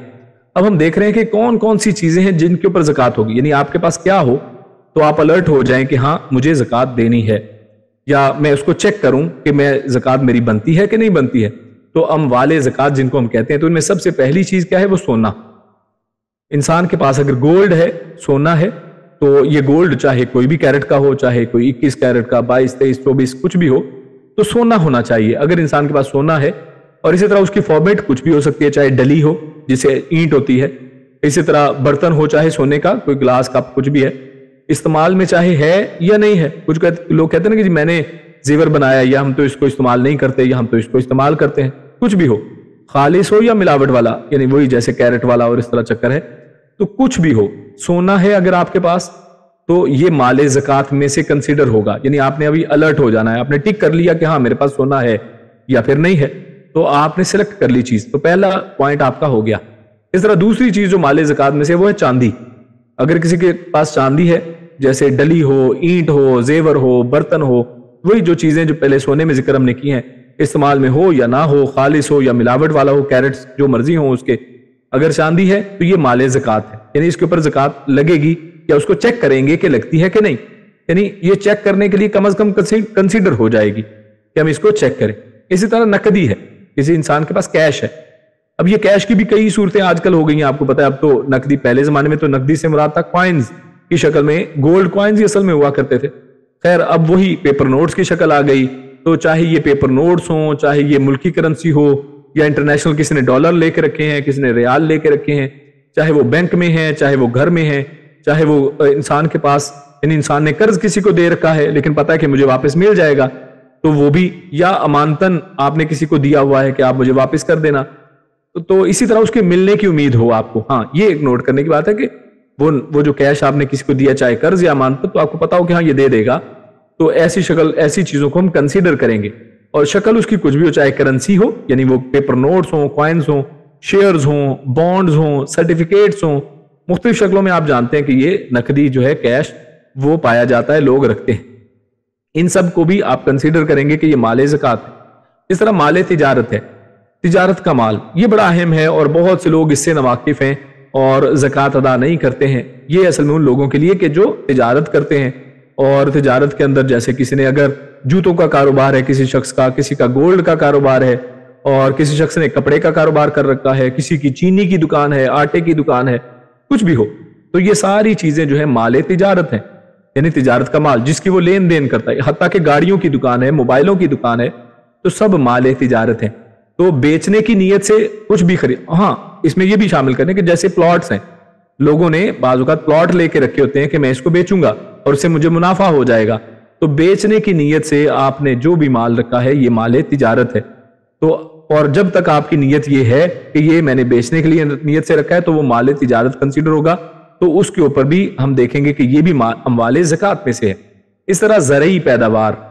यानी आप फार्मर हैं या आपके रिश्तेदार बहन भाई फार्मिंग करते हैं, बड़े फार्मिंग करते हैं, तो वो भी अलर्ट हो जाए कि जो ज़राअत है, जो फार्मिंग जिस पे की जाती है, उसमें भी कुछ चीजें ऐसी हैं कि जिनके ऊपर ज़कात लगती है। इसी तरह मवेशी हैं, यानी कैटल जिसको कहा जाता है, जैसे ऊंट है, गाय है, इसी तरह भेड़ बकरियां हैं, तो ये भी अमवाले ज़कात में कंसीडर होते हैं। और आखिर में जो कान है, जैसे यानी माइंस जिसको इंग्लिश में बोलते हैं, माइंस, या फिर इसी तरह जो दबा हुआ कुछ खजाना है जिसको अरेबिक में असल में रिकाज कहा जाता है। तो ये रिकाज कोई भी हो, किसी भी शक्ल में, चाहे कान है, कोई दबा हुआ खजाना है, और तो इसके ऊपर भी यानी ये भी माले ज़कात कंसीडर किया जाता है। तो सबसे पहले तो हमने ये देख लिया कि कौन सा माल जो है वो कंसीडर किया जाएगा कि इसके ऊपर ज़कात है। अब हम ये भी देखते हैं कि वो कौन सी चीजें जो ज़कात जिन पे वाजिब नहीं है, यानी वो माले ज़कात नहीं है। तो वो अशिया जिन पर ज़कात वाजिब नहीं है, तो उनमें सबसे पहली बड़ी जो कैटेगरी बनती है वो है ज़ाती इस्तेमाल की चीजें। जो भी चीजें आपकी ज़ाती इस्तेमाल की हैं उनके ऊपर ज़कात नहीं है। तो इनमें जैसे मकान, आपके पास एक मकान है जिसमें आप रहते हैं, आपका अपना पर्सनल मकान है, आपने खरीदा है, तो लेकिन बेचने की नीयत से नहीं लिया है कि आप कारोबार करेंगे इसके जरिए, तो वो मकान, उसके ऊपर जो है वो कोई भी ज़कात नहीं है। इसी तरह वो मकान आपने रेंट के ऊपर दिया है, तो उस मकान के ऊपर कोई ज़कात नहीं है। हाँ, उसका जो रेंट आता है ना, वो नकदी और कैश की शक्ल में आता है, तो उस कैश के ऊपर ज़कात होगी अगर वो निसाब को पहुंच जाए। इस तरह मकान की तामीर के लिए आपने प्लॉट ले रखा है, कई लोगों ने 2-4 प्लॉट लेकर रखे होते हैं, और अगर तामीर के लिए लिया कि मैं अपना मकान बनाऊंगा, तो फिर तो ये इसके ऊपर ज़कात नहीं है। लेकिन अगर इस नियत से लिया है कि इसके ऊपर मकान बनाकर बेचूंगा, उसका कारोबार है, तो तब ये माले ज़कात है। इसी तरह कार, मिसाल के तौर पे आपके पास लाखों की कार है, तो लेकिन आपके इस्तेमाल की है, उसके ऊपर ज़कात नहीं है। घर का फर्नीचर है, लाखों करोड़ों का हो, लेकिन उसके ऊपर ज़कात नहीं है। इसी तरह फ्रिज, वॉशिंग मशीन, इस तरह की कीमती बहुत सी चीजें हैं, और हिफाजती हथियार हैं, और इसी तरह बाज मवेशी जो है इंसान ने अपने लिए रखे, मसलन बाज लोग घुड़सवारी करते हैं, या कोई एक बकरी रखी है जिसका दूध धोते हैं और पीते हैं, तो ऐसे जो मवेशी जो ज़ाती इस्तेमाल के लिए रखे हैं, और बाज लोगों ने गधा रखा है या कोई भी और जानवर रखे हैं, तो ऐसे कुछ भी चीज जो ज़ाती इस्तेमाल के लिए है, उनके ऊपर ज़कात नहीं है। तो हाँ, यहां पर एक और चीज वो नोट कर लें, ये आगे भी हो सकता है वजाहत इसकी आ जाएगी, वो ये कि सोना चांदी के एतबार से कि अगर वो आपकी ज़ाती इस्तेमाल में भी है तब भी उसके ऊपर ज़कात होगी।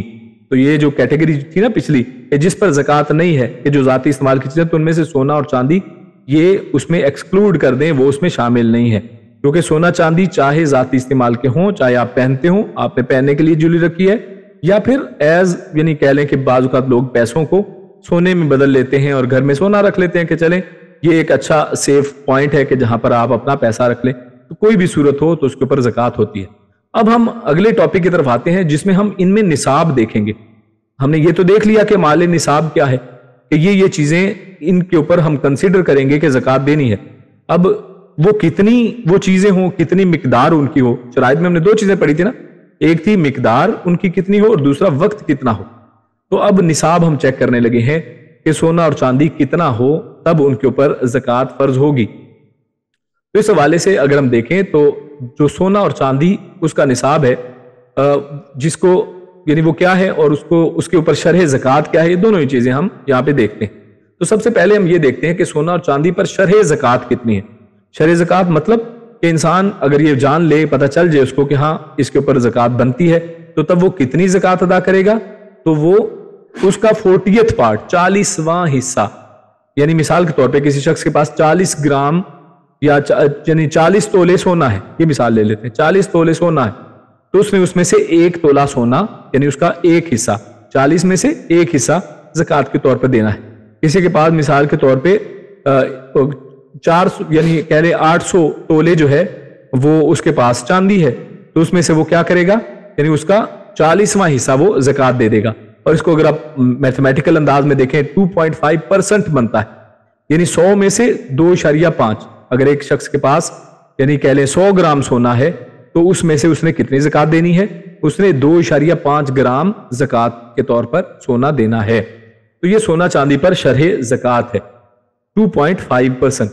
तो ये असल में मारूफ जो लफ्ज एक बोला जाता है ना कि ज़कात कितनी है 2.5, तो असल में उससे मुराद क्या होती है, सोना चांदी के ऊपर ज़कात। क्योंकि बाज दीगर जो सूरतें हम देखेंगे उनके ऊपर ज़कात की शरह मुख्तलिफ है। तो ये जो 2.5 जो सबसे मशहूर एक चीज है, ये असल में सिर्फ सोना और चांदी के मुतालिक है। तो ये असल में नोट करने की बात है, क्योंकि बहुत से लोग ये कंफ्यूज रहते हैं और समझते हैं कि हर चीज के ऊपर शायद 2.5 ही है।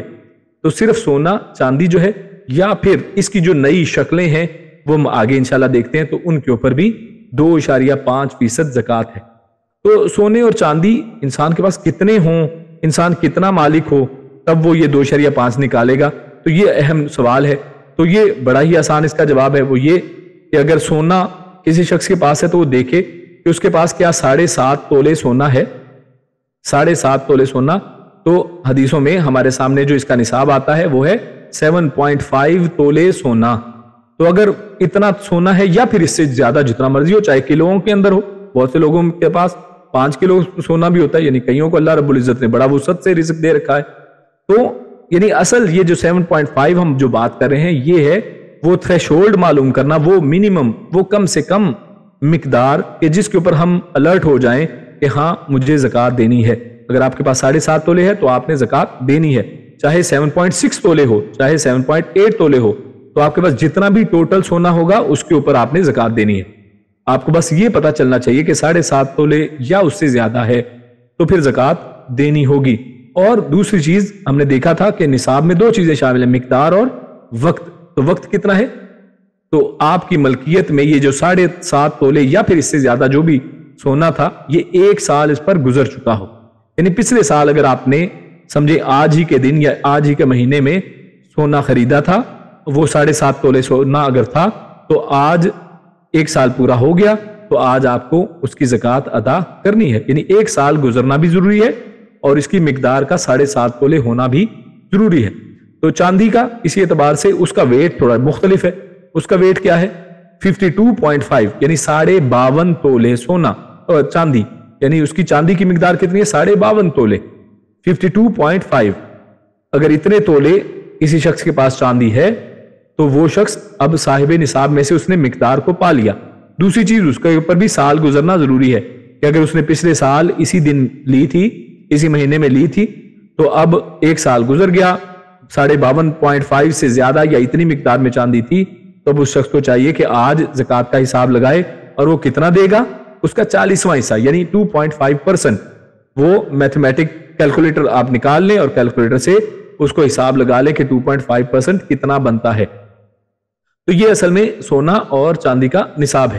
اس طرح عورت کے جو زیورات ہیں ان کی زکوٰۃ کیا ہے؟ تو کیونکہ پیچھے یہ بات آئی نا کہ بھی جو زیر استعمال چیزیں ہیں تو ان کی زکوٰۃ دینی ہے کہ نہیں، تو اس حوالے سے یہ بڑا پوائنٹ ابھرتا ہے کہ عورت کے زیورات کی زکوٰۃ کا کیا معاملہ ہے، کیا جو آپ پہنتے ہیں اس کے اوپر زکوٰۃ دیں گے؟ تو اگرچہ اس معاملے میں اختلاف ہے، لیکن علماء کے صحیح تر قول کے مطابق زکوٰۃ دینی چاہیے. صحیح تر قول کیا ہے؟ کہ زکوٰۃ دینی ہوگی. اسی طرح شیخ ابن باز رحمہ اللہ وہ کہتے ہیں کہ ہیرے جواہرات وغیرہ سے بنے ہوئے زیورات کی تجارت مقصود نہ ہو تو ان میں زکوٰۃ نہیں ہے. یعنی ہیرے جواہرات ہوں تو یعنی وہ ایک علیحدہ بات. یہاں پر کس کی بات ہو رہی ہے؟ سونے چاندی کے زیور کی. اگر ہیرے جواہرات، بعض اوقات آپ جانتے ہیں کہ آج کل ڈائمنڈ جیولری بھی نکل آئی ہے، یہ اس طرح پرلز ہیں تو ان کی جیولری ہے، یعنی اس میں سونا نہیں ہے، چاندی نہیں ہے، یا پھر سونا اور چاندی مکس ہے اور ساتھ وہ ڈائمنڈ وغیرہ بھی ہے.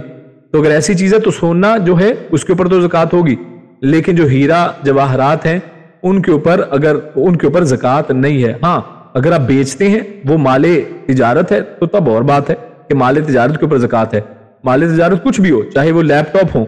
چاہے وہ آپ کہہ لیں پینسلیں ہوں، وہ کتابیں ہوں، کچھ بھی ہو، تو مال تجارت کے اوپر تو زکوٰۃ ہوگی. لیکن اگر وہ زیر استعمال آپ کے پاس ڈائمنڈ جیولری ہے تو ڈائمنڈز کے اوپر، یا اسی طرح رنگز ہیں جو جواہرات ہیں ان کے اوپر زکوٰۃ نہیں ہوتی ہے. سونے چاندی کے اوپر زکوٰۃ ہوگی، چاہے وہ استعمال میں ہوں چاہے نہ ہوں. تو زکوٰۃ ٹوٹل وزن پر ادا کرنی ہے. یہ بہت بڑا اہم پوائنٹ ہے کیونکہ بہت سے لوگ غلطی کرتے ہیں اور سوال بھی پوچھتے ہیں کہ جناب میرے پاس 5 تولے سونا ہے، مثال لے رہا ہوں میں، کسی کے پاس 5 تولے سونا ہے، وہ کہے کہ جناب زکوٰۃ تو 7.5 پہ شیخ صاحب نے بتایا تھا کہ اس کے اوپر زکوٰۃ ہے، تو وہ 7.5 تولے کا زکوٰۃ نکال دیتا ہے. اور باقی 5 تولے کا کیا بنے گا؟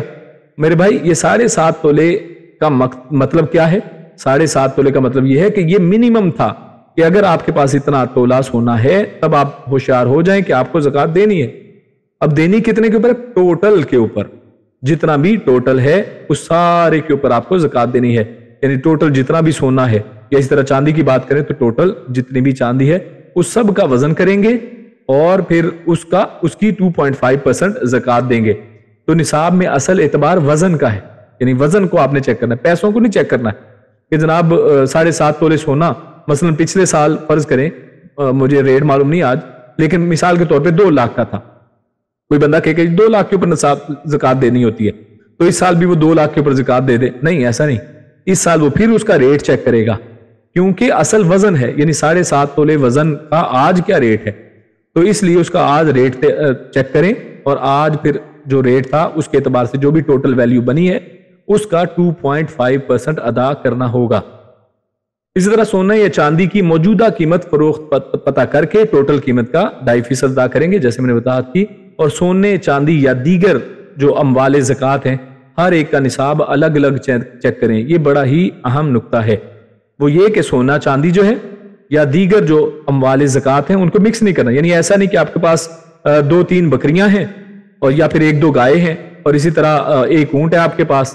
اور اسی طرح ایک چھوٹا سا اور اسی طرح آپ کے پاس سمجھے سونا چاندی ہے، تو آپ سب کی ویلیو کو اکٹھا کر رہے ہیں اور پھر اس کے اوپر زکوٰۃ رہے. نہیں، آپ نے جب چیک کرنا ہے کہ آپ صاحب نصاب ہیں یا نہیں ہیں तो इनमें डिफरेंट कैटेगरीज को अलग अलग रहने देना है, सोना अलहदा चेक करेंगे। यानी ये नहीं कि एक शख्स के पास, मिसाल ले लें और बड़ी ये समझने के लिए आसान मिसाल है, मिसाल के तौर पर एक शख्स के पास 7 तोले सोना है, 7.5 नहीं है, तो 7 तोले सोने पे क्या ज़कात है? नहीं है। अगर इसी तरह उसके पास, उसी शख्स के पास 7 तोले सोना भी है और 52 यानी 50 तोले चांदी है उसके पास, 7 तोले सोना, 50 तोले चांदी है। अब ना उसकी चांदी पर ज़कात बनती है ना उसकी सोने पर ज़कात बनती है, क्योंकि दोनों ही मिनिमम से कम है कि जो अल्लाह के नबी ने बताया है उससे वो कम है। तो लिहाजा इस कम होने की वजह से वो ज़कात अदा नहीं करेगा। वो ऐसा ना करे कि दोनों को मिला ले, मतलब दोनों की वैल्यू को अगर मिलाएं तो वो तो 4-5 लाख बन जाते हैं, तो कहे कि जनाब ये तो 2 लाख पे ज़कात बनती थी, मेरे पास तो 5 लाख है, तो मैं इसके ऊपर ज़कात दूं। नहीं, आपने दोनों ही को अलग अलग रहने देना है। चांदी का अलहदा देखेंगे, सोने के जेवरात का या सोना का जो भी डली आपके पास है उसका अलग देखेंगे। इसी तरह आपका प्लॉट है तो वो उसको आप अलग देखेंगे, और इस तरह माल तिजारत है तो उसको अलहदा से देखेंगे कि वो कितना है। तो मुख्तलिफ चीजों को आप मिक्स ना करें, अलग अलग चेक करेंगे तो ज्यादा वो बेहतर और आसान रहता है, और यही असल में करना चाहिए। तो निसाब तक पहुंचने के लिए 2 को जमा करना दुरुस्त नहीं है, तो ये बात नोट करने की थी। इसी तरह हम आगे चलते हैं, जिसमें पहले हमने सोने चांदी के हवाले से बात कर ली। आई होप कि उसमें सारी चीजें क्लियर हैं, और अगर कोई सवाल होंगे तो आप नोट कर लीजिए, आखिर में इंशाल्लाह सवाल जवाब कर सकते हैं। इसके बाद दूसरी जो अमवाले ज़कात हैं उनमें नकदी और माले तिजारत भी है। यानी इंसान के पास सोना चांदी नहीं है मिसाल के तौर पे किसी के पास, और उसके पास कैश है या फिर इस तरह बैंक अकाउंट में पैसे हैं, और साथ माले तिजारत भी है, यानी उसकी दुकान है, उसमें बहुत सारा माल पड़ा हुआ है, वो कपड़े का कारोबार करता है या कोई भी कारोबार। तो इस एतबार से अब वो निसाब कितना होगा, उसकी शरह कितनी होगी।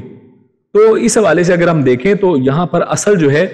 वो ये है कि इनका अपना कोई निसाब नहीं है। अल्लाह के नबी सल्लल्लाहु अलैहि वसल्लम ने कोई अपना इनका पर्सनल निसाब नहीं बताया कि फलां चीज कपड़े के कारोबार पे ये होगा और फलां के ऊपर ये होगा, नहीं, बल्कि इनको देखा जाएगा सोना चांदी के मुताबिक। तो सोना या चांदी में से अगर किसी के भी निसाब के बकदर ये पहुंच जाए तो आपको ज़कात देनी है। और मोस्ट प्रेफरेबली इसमें उलमा जो बताते हैं वो क्या है कि वो आपने चांदी को देखना है, क्योंकि नॉर्मली चांदी की वैल्यू या चांदी की टोटल प्राइस 52.5 तोला की हमेशा ही कम रहती है और सोने की थोड़ी सी ज्यादा होती है। तो इस एतबार से अगर आपके पास सोना चांदी है नहीं, लेकिन आप कारोबार करते हैं या घर में पैसे पड़े हैं, कैश पड़े हैं, घर में से मुराद यानी आपका टोटल कैश कुछ जो कैश की शक्ल में हो या बैंक में हो, या अच्छा इसमें यह भी बात कि डेबिट कार्ड इसमें वो है, क्रेडिट कार्ड को इन्वॉल्व नहीं करना है, क्योंकि क्रेडिट कार्ड वो आपके पैसे हैं ही नहीं, तो वो तो सब बल्कि कर्ज की रकम है, तो इसलिए उसको छोड़ दें। तो जो आपकी अपनी वैल्यू थी, जो आपकी असली रकम थी, उसके ऊपर हम बात कर रहे हैं।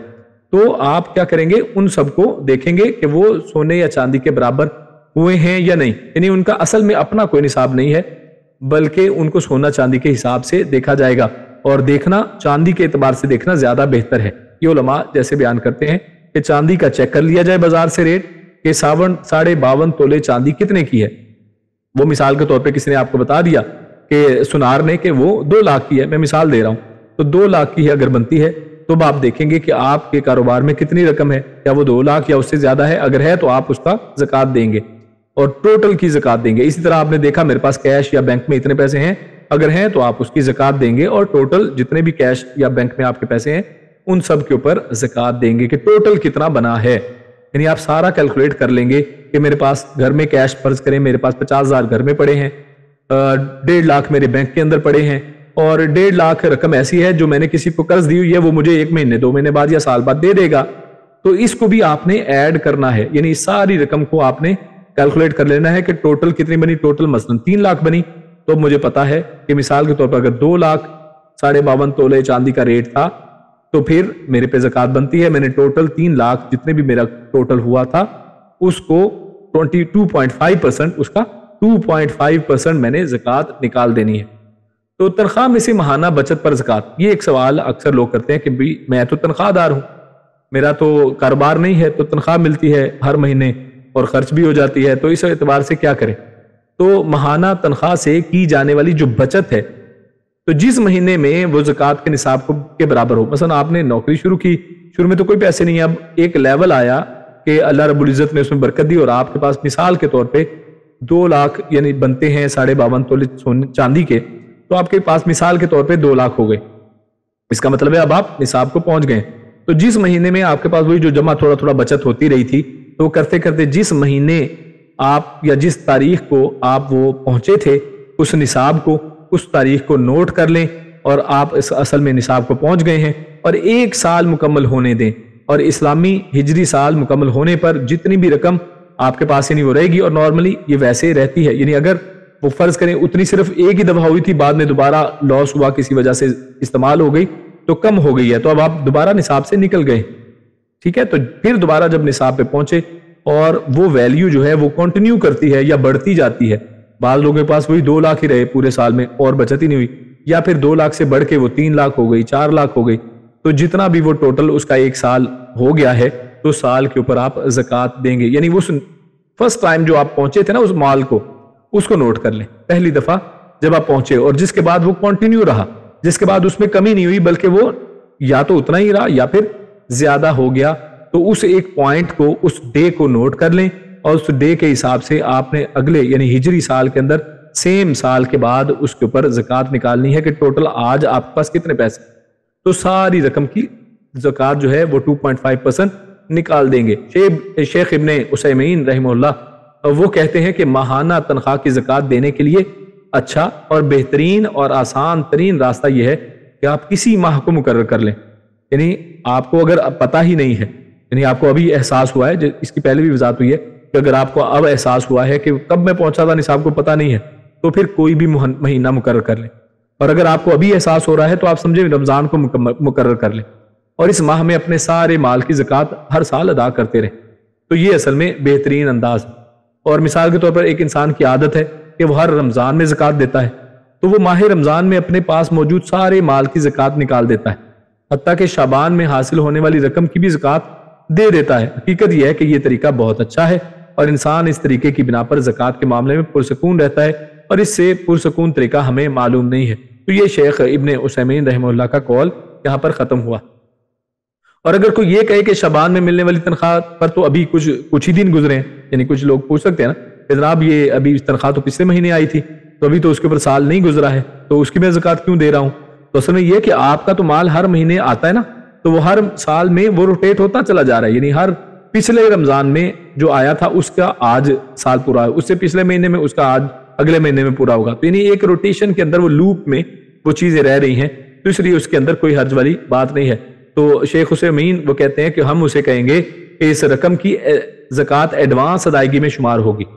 یعنی بعض ایسی بھی ہوں گی کہ جس میں آپ نے ہوا تو 1 مہینہ ہے لیکن ابھی دے دی، تو ایڈوانس بھی اس کو شمار کر لیا جائے گا کہ وہ ایڈوانس ہے. اور ہم نے پہلے یہ جان لیا کہ ایڈوانس دینے میں کوئی حرج والی بات نہیں ہے، بلکہ انسان اپنے مال کی زکوٰۃ 1 یا 2 سال قبل بھی ادا کر سکتا ہے.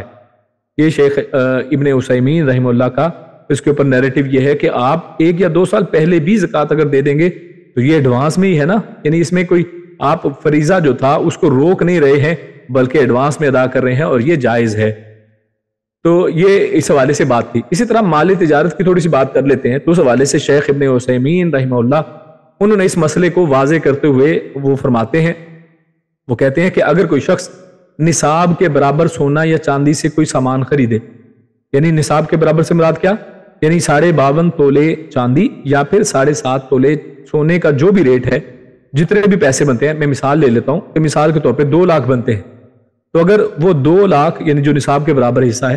اگر اس سے وہ کوئی سامان خریدتا ہے، یعنی ایک آدمی نے 200 درہم کے بدلے میں کوئی سامان خریدا، تو اب اس سامان کا نیا سال شمار نہیں ہوگا.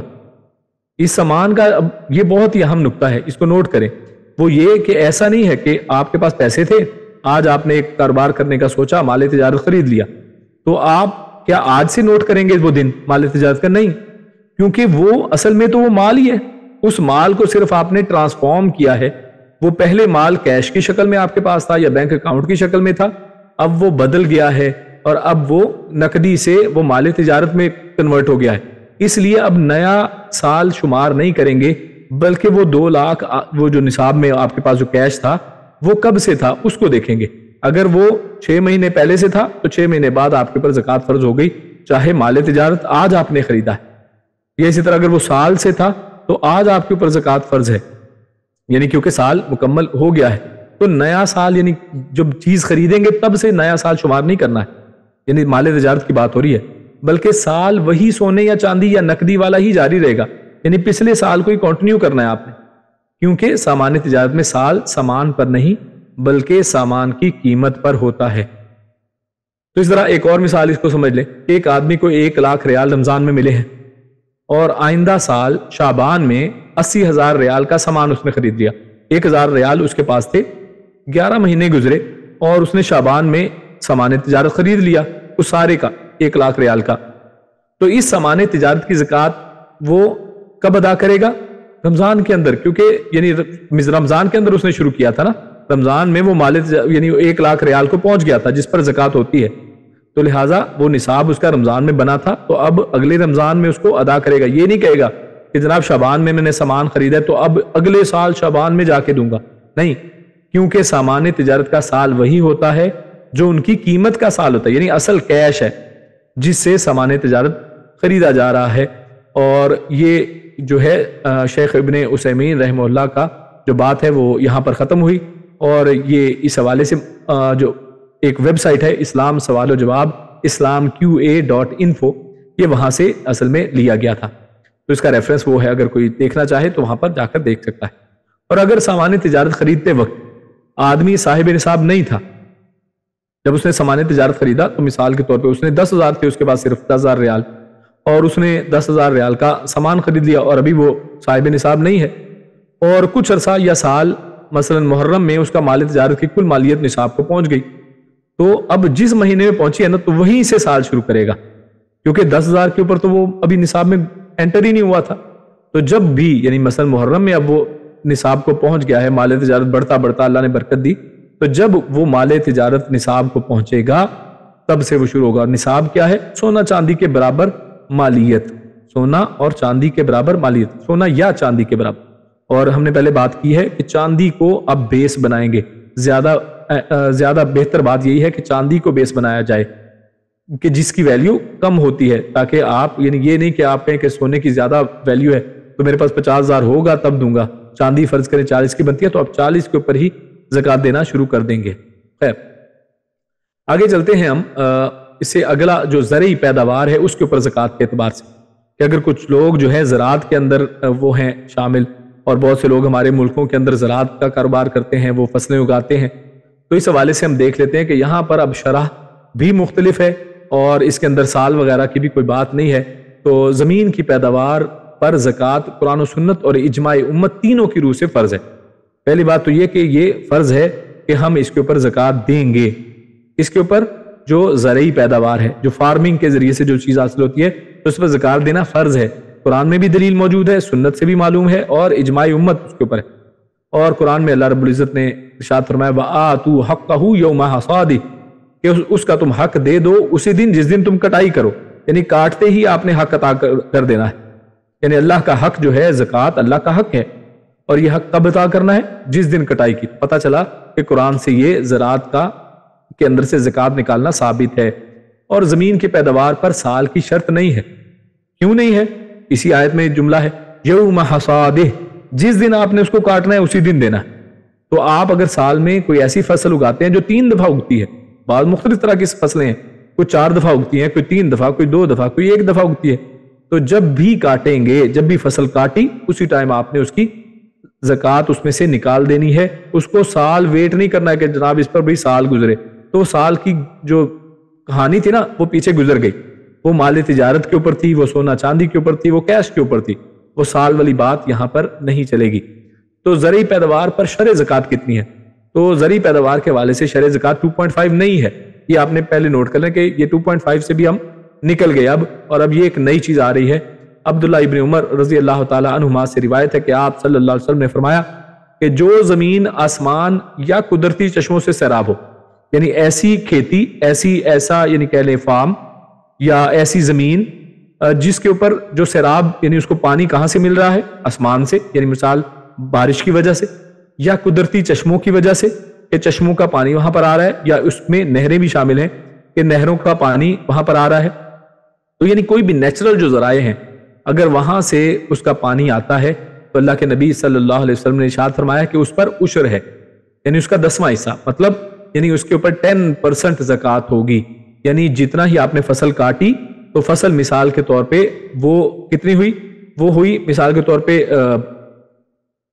100 हम फसल को गिन लेते हैं कि वो 100 नंबर को आती है, तो 10% कितना, यानी उसके 10 जो हिस्से हैं, यानी उशर इसी को कहते हैं कि 10वां हिस्सा, यानी उसके अंदर से 10 निकाल देंगे। यानी 100 की गिनती, 100 बोरियां आपके पास आई तो 100 में से 10 बोरियां साइड पे करके ज़कात दे देंगे, 10 बोरियों की ज़कात बनेगी। और जो दूसरे मसनूई ज़राए से सैराब होती हैं, मसलन मसनूई ज़राए क्या है, ट्यूबवेल लगा लिया किसी ने जिसकी वो बिजली पे करता है, ये इसी तरह कोई और सोलर पैनल उसने लगाए हैं, और मतलब कुछ भी और ज़राए जिनमें मसनूई तरीके से सैराब किया जाता है, पानी नेचुरली नहीं आता है, बहुत सी जगहों पर पानी को निकालना पड़ता है या टैंकियों की शक्ल में लाना पड़ता है या कुछ भी और भी तरीका हो, तो इन सारी सूरतों में क्योंकि उसके अंदर नेचुरल ज़राए से नहीं आ रहा, तो अल्लाह रब्बुल इज़्ज़त ने वहां पर तखफीफ की है, आसानी की है, और वहां पर जो ज़कात है उसको, ये जो उशर था उसका आधा कर दिया, यानी वहां पर 20वां हिस्सा है, यानी जिसको कहते हैं 5%, तो उस पर ज़कात क्या है, 5% ज़कात होगी। 5%, यानी अगर 100 बोरियां आई थी तो 100 बोरियों में से 5 बोरियां ज़कात में दे देंगे, 100 बोरियों में से 5 बोरियां। तो डिफरेंस आपको समझ में आ गया। तो दो चीजें हैं, एक ऐसी जमीन जिसके ऊपर जो आप उसकी जो वाटर, उसको पानी जो दे रहे हैं ना, वो कहां से इरिगेशन कर रहे हैं, नेचुरल सोर्सेज से,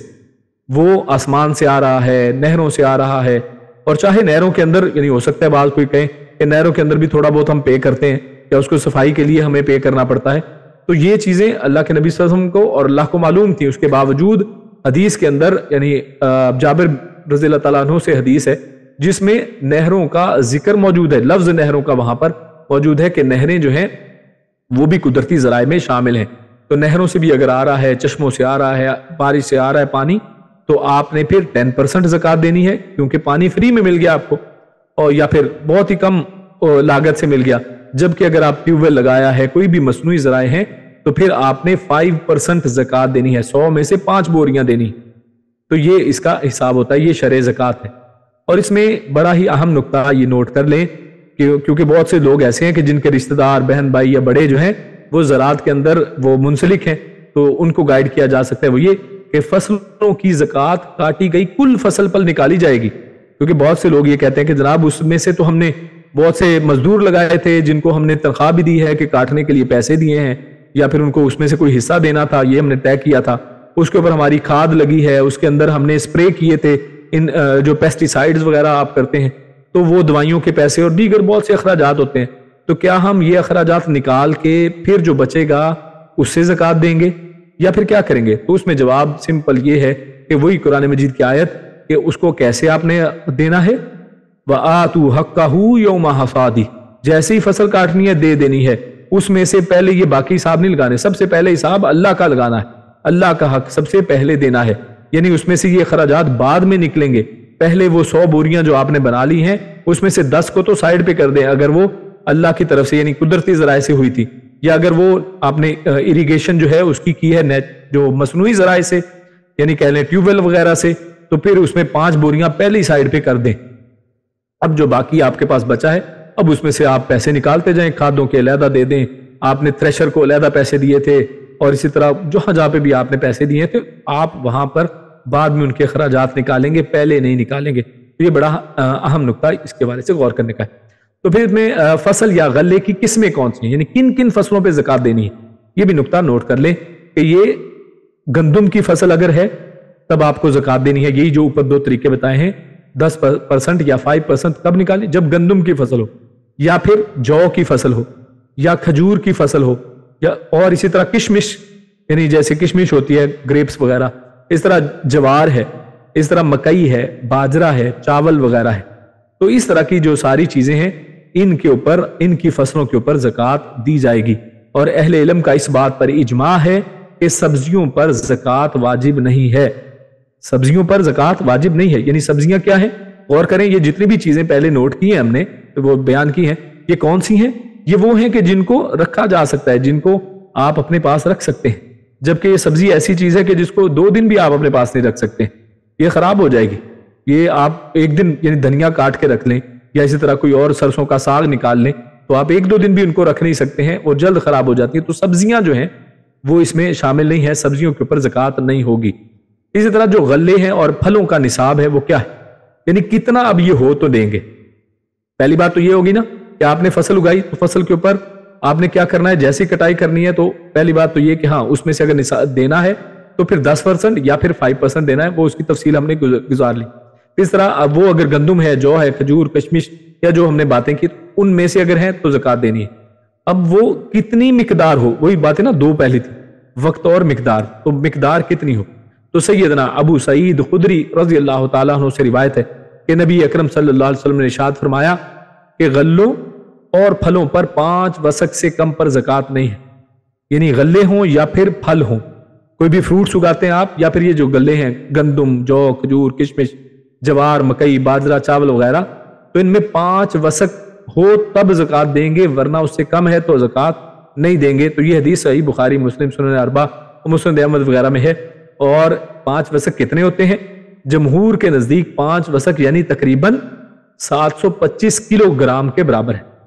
یعنی 5 وسق کتنا ہوا؟ 725. یعنی اگر کسی شخص کی فصل ہوئی ہے اور چاہے وہ پھل ہیں یا غلے ہیں جو اوپر بات ہوئی, تو 725 کلو گرام اگر اس سارے کا ویٹ بنتا ہے تو ویٹ کرنے کے فوراً بعد آپ اس کا کتنا نکالیں گے؟ 10% اگر وہ نیچرل ذرائع سے اریگیٹ ہوئی ہیں, اور اگر وہ نیچرل ذرائع سے نہیں ہوئی ہیں, کوئی ٹیوبل وغیرہ سے ہوئی ہیں, تو 5% اس کا نکال دیں گے اسی ٹائم. سب سے پہلا کام آپ نے یہی کرنا ہے. کب؟ اگر وہ ٹوٹل جو گندم یا کوئی بھی چیز اگی ہے وہ 725 گرام منیمم ہو. اگر اس سے کم ہے 725 گرام سے تو پھر زکوٰۃ ادا نہیں کی جائے گی, آپ نصاب کو نہیں پہنچے. شافعیہ, مالکیہ اور حنابلہ کا اتفاق ہے کہ غلوں کا نصاب 5 وسق ہے جبکہ وہ خشک ہو چکے ہیں. یعنی یہ کب ان کا نصاب نکالیں گے؟ جب وہ خشک ہو جائیں اور انہیں چھلکوں سے صاف کر لیا ہو. یہ شافعیہ, مالکیہ, حنابلہ وغیرہ کہتے ہیں. اور 2 مختلف اجناس جیسے گندم اور جو کو ملا کر نصاب پورا نہیں کیا جائے گا. یہ بھی آپ نے یاد رکھنا ہے کہ 2 الگ چیزوں کو نہیں ملانا ہے. جیسے گندم ہے اور کھجور ہے, تو آپ یہ نہیں کریں گے کہ اچھا ٹوٹل تو 725 کلو پہ دینا ہے, تو میرے پاس تو 500 کلو گندم ہے اور 500 کلو کھجور ہے, تو 1000 کلو ہوگی تو میں زکوٰۃ دوں. نہیں, گندم کا 725 کلو گرام ہونا ضروری ہے. اس طرح کھجور بھی اگر آپ اگاتے ہیں تو کھجور کا بھی 725 کلو گرام ہونا ضروری ہے. یعنی یہ نہیں کہ دونوں کو ملا کے 725 بنتا ہو, تو یہ درست نہیں ہے. 2 الگ چیزوں کو نہیں ملانا ہے, 2 الگ جنسیں ہیں, یہ 2 الگ جو ہیں وہ آئٹمز ہیں, ان کو آپس میں مکس نہیں کیا جائے گا. ہاں, ایک ہی طرح کی چیز کو مکس کر سکتے ہیں. جیسے کھجور ہے, تو اگر کسی شخص کے پاس ایک کھجور سگئی وہ اگاتا ہے اور اسی طرح دوسری کھجور جو ہے نا وہ سکری وہ اگاتا ہے, تو کھجور کی مختلف قسمیں, تو ان سب کھجوروں کو ملا سکتا ہے کہ ٹوٹل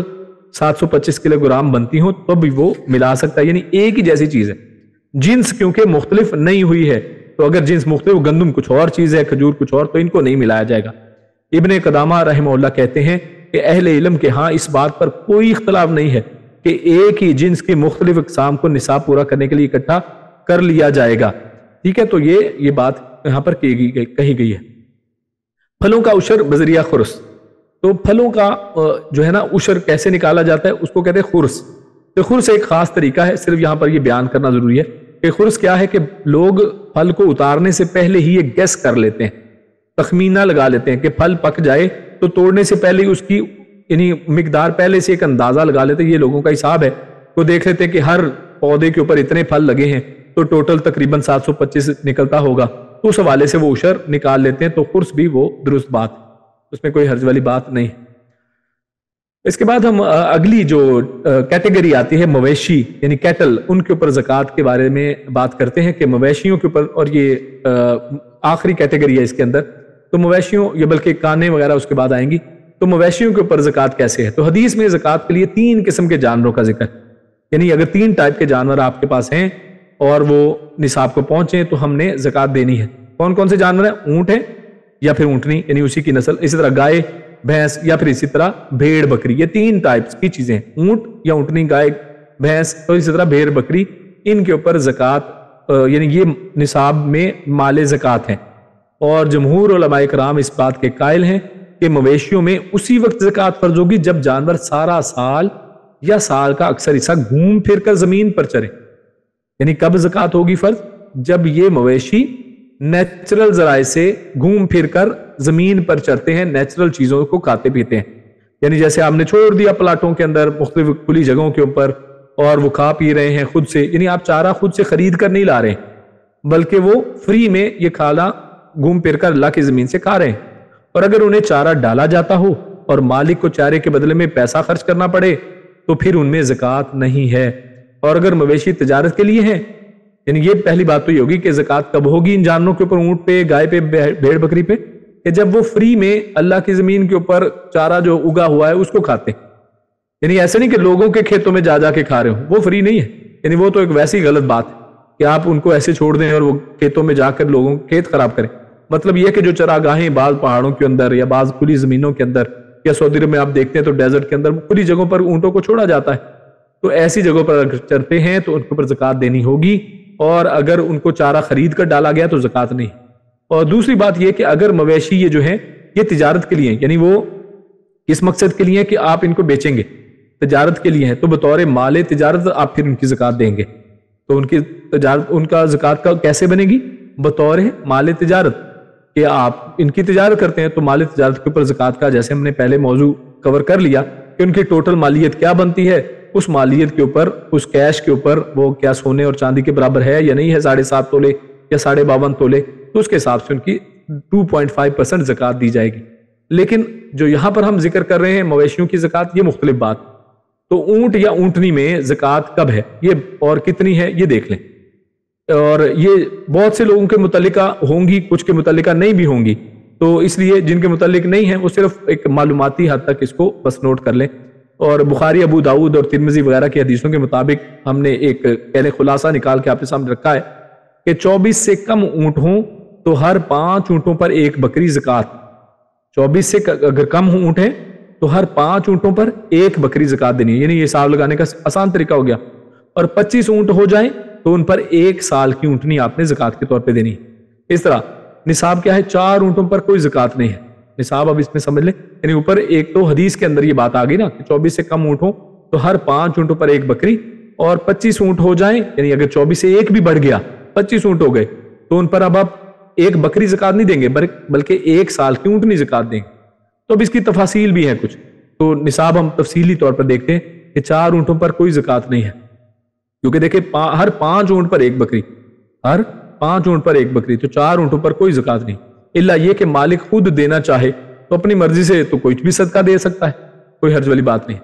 تو باقی ایک چارٹ آپ کے سامنے ٹیبل رکھ دیا گیا ہے کہ 5 سے لے کے 9 تک اگر اونٹ ہوں تو ایک بکری، 10 سے 14 اونٹوں پر 2 بکریاں، 15 سے 19 اونٹوں پر 3 بکریاں، 20 سے 24 اونٹوں پر 4 بکریاں دینی ہوں گی، 25 سے 35 اونٹوں پر 1 سال کی ایک اونٹنی، 36 سے 45 اونٹوں پر 2 سال کی ایک اونٹنی جو تیسرے سال میں لگ چکی ہو، 46 سے 60 اونٹوں پر 3 سال کی ایک اونٹنی جو چوتھے سال لگ چکی ہو، اس طرح 61 سے 75 اونٹوں پر 4 سال کی ایک اونٹنی جو 5ویں سال لگ چکی ہو، اس طرح 76 سے 90 اونٹوں پر 2 سال کی 2 اونٹنیاں جو تیسرے سال لگ چکی ہوں، اور اس طرح 91 سے 120 اونٹوں پر 3 سال کی 3 اونٹنیاں جو چوتھے سال لگ چکی ہوں۔ تو اس انداز میں ان کی زکوٰۃ دی جائے گی، یہ نصاب اور یہ ان کی شرح ان کے ساتھ ساتھ بتا دی گئی۔ اور جب اونٹ 120 سے زیادہ ہوں تو ہر 40 اونٹوں پر 2 سال کی ایک اونٹنی اور ہر 50 اونٹوں پر 3 سال کی ایک اونٹنی زکوٰۃ دینی ہوگی۔ تو یہ ایک خلاصہ آپ کے سامنے اس کا پیش کر دیا گیا مویشیوں کے حوالے سے۔ گائے بھینسوں پر زکوٰۃ کتنی ہوگی؟ یہ تو اونٹوں کی بات تھی۔ تو مسند احمد، ترمذی، ابو داؤد، نسائی، ابن ماجہ وغیرہ کے حدیثوں میں آتا ہے کہ 30 سے کم 30 سے کم پر زکوٰۃ نہیں ہے۔ تو نمبر 1، لیکن 30 پر 1 سال کا بچڑا یا بچیا، 30 پر یعنی اگر 30 ہوں، 30 سے کم پہ تو کوئی زکوٰۃ نہیں ہے، اگر 30 ہو جائیں آپ کے پاس گائے بھینسیں تو ان پر 1 سال کا بچڑا دینا ہے یا بچیا، 40 پر 2 سال کا بچڑا یا بچیا۔ اور اس طرح بکریوں اور بھیڑوں کا نصاب کیا ہے؟ بکری ہوں یا بھیڑیں ہوں آپ کے پاس تو انہیں 40 سے کم پر کوئی زکوٰۃ نہیں دینی ہے، اور اگر 40 سے 120 ہوں تو ان میں 1 بکری زکوٰۃ ہے، 121 سے 200 تک کے آپ کے پاس بکریاں ہیں تو ان پر 2 بکریاں، اگر 200 سے 300 ہیں تو 3 بکریاں زکوٰۃ کے طور پر، 300 سے زائد ہیں تو 100 پر 1 بکری دینی ہے۔ اور اسی طرح جو اب کچھ چیزیں ہیں جیسے گدھے ہیں، گھوڑے، خچر ہیں تو ان پر کوئی زکوٰۃ نہیں ہے چاہے جتنے بھی آپ کے پاس ہوں، لیکن اگر تجارت یا فروخت کے لیے رکھے ہوئے ہیں تو پھر وہ مال تجارت بن گئے، تو پھر تو ان کا حساب لگانا ہے ویسے ہی کہ ٹوٹل کی مالیت کیا ہے، کتنے گھوڑے ہیں، کتنے گدھے ہیں، تو ان کی جتنی بھی مالیت ہے اس ٹوٹل کو دیکھیں گے کہ کیا وہ 7.5 تولے سونا یا چاندی 52.5 تولے کے برابر ہیں. تو اگر اس سے زیادہ ہے ان کی مالیت تو ٹوٹل کو دیکھ کر جتنے بھی فرض کریں 50 لاکھ کے آپ کے پاس گھوڑے ہیں تو 50 لاکھ کے اوپر آپ 2.5% زکوٰۃ دے دیں گے. کتوں کی خرید و فروخت کے والے سے بعض لوگ پوچھتے ہیں تو اس کے والے سے تو اللہ کے نبی صلی اللہ علیہ وسلم نے سختی سے منع فرمایا ہے کہ کتوں کی خرید و فروخت ہی نہ کی جائے, تو اسے اللہ کے نبی نے منع فرمایا. صحیح بخاری کی حدیث ہے. اور اسی طرح اب آگے ہم جو اگلا ایک اور جو ہمارا ٹاپک ہے کہ کون سے مال ہیں جن پر زکوٰۃ ہے, تو لاسٹ اس میں ہے کانے اور خزانے وغیرہ جو ہیں. کوئی اگر مائنز ہیں یا کوئی خزانہ نکلتا ہے تو اس حوالے سے کیا ہوگا, تو اس میں شرح زکوٰۃ کتنی ہے, تو شرح زکوٰۃ نوٹ کر لیں کہ 20% ہے. یہاں پر شرح زکوٰۃ کتنی ہے, 20% نکالنا پڑے گا. اور ان پر 20% زکوٰۃ ہے جو خزانہ ملنے یا نکالنے کے ساتھ ہی ادا کرنی ہے. یعنی اس میں مقدار کتنی ہے, کوئی مقدار نہیں بتائی کہ کتنی مقدار, جتنا بھی نکلے گا اس کے اوپر زکوٰۃ دینی ہے. کتنی دینی ہے, 20% اس کا دے دینا ہے. اور کب دینا ہے, کوئی سال گزرنے کا ویٹ نہیں کرنا ہے. اس کو جیسے ہی وہ نکلے اسی ٹائم آپ نے زکوٰۃ دینی ہے, سال گزرنے کا انتظار نہیں کرنا ہے. تو رکاز اس کو بولا جاتا ہے, یعنی کانے یا خزانے. تو اس کی زکوٰۃ سے متعلق دلیل جو ہے ہمارے سامنے ابو ہریرہ رضی اللہ تعالیٰ عنہ سے مروی ہے. رسول اللہ صلی اللہ علیہ وسلم نے ارشاد فرمایا کہ رکاز میں خمس ہے, یعنی اس کا خمس جو ہے یعنی ففتھ پارٹ جو ہے یعنی وہ نکالا جائے گا, یعنی 20% جو ہے اس کا حصہ بنتا ہے. تو رکاز میں نصاب کی شرط نہیں ہوتی, رکاز میں کوئی نصاب نہیں ہے کہ کتنا نکلے گا تب دیں گے. چنانچہ رکاز کی مقدار کم ہو یا زیادہ اس میں زکوٰۃ واجب ہوگی. اور شیخ محمد بن صالح العثیمین رحمہ اللہ وہ کہتے ہیں کہ ہر مدفون چیز رکاز نہیں ہوتی. یہ بھی بڑا اہم نکتہ ہے. یعنی کیا ہم کوئی چیز اگر فرض کریں ہم نے کوئی پلاٹ خریدا, ہم نے کھودا, اس میں سے کوئی خزانہ نکلا ہے, تو کیا اس کے اوپر ہم اس کو یہی رکاز شمار کریں گے؟ تو کہتے کہ نہیں, صرف وہی چیز رکاز ہوں گی جو دور جاہلیت میں دفن کی گئی تھی, یعنی جو اللہ کے نبی صلی اللہ علیہ وسلم کے زمانے سے پہلے کی چیزیں ہوں, یعنی اتنی پرانی ہوں کہ 1400 سال سے پرانا یعنی دور جاہلیت کا زمانہ اس زمانے میں دفن کی گئی تھی, تب ان کے اوپر یہ رکاز کا معاملہ ہوگا اور تب ان کے اوپر 20% آپ دیں گے. اور اگر کسی کو ایسا خزانہ ملے جس پر ایسی کوئی علامت نہ ہو جس سے یہ معلوم پڑے کہ یہ خزانہ دور جاہلیت کا ہے, پتہ ہی نہیں چل رہا, تو پھر اس کو کیا شمار کیا جائے؟ اس کو لقطہ سمجھا جائے گا. لقطہ کسے کہتے ہیں؟ راستے سے اٹھائی ہوئی کوئی گری پڑی چیز جیسے مل جاتی ہے نا انسان کو, راستے میں آپ کو مثلا کوئی چیز گری ہوئی مل گئی تو اس کو وہ سمجھا جائے گا. چنانچہ وہ 1 سال تک انتظار کرے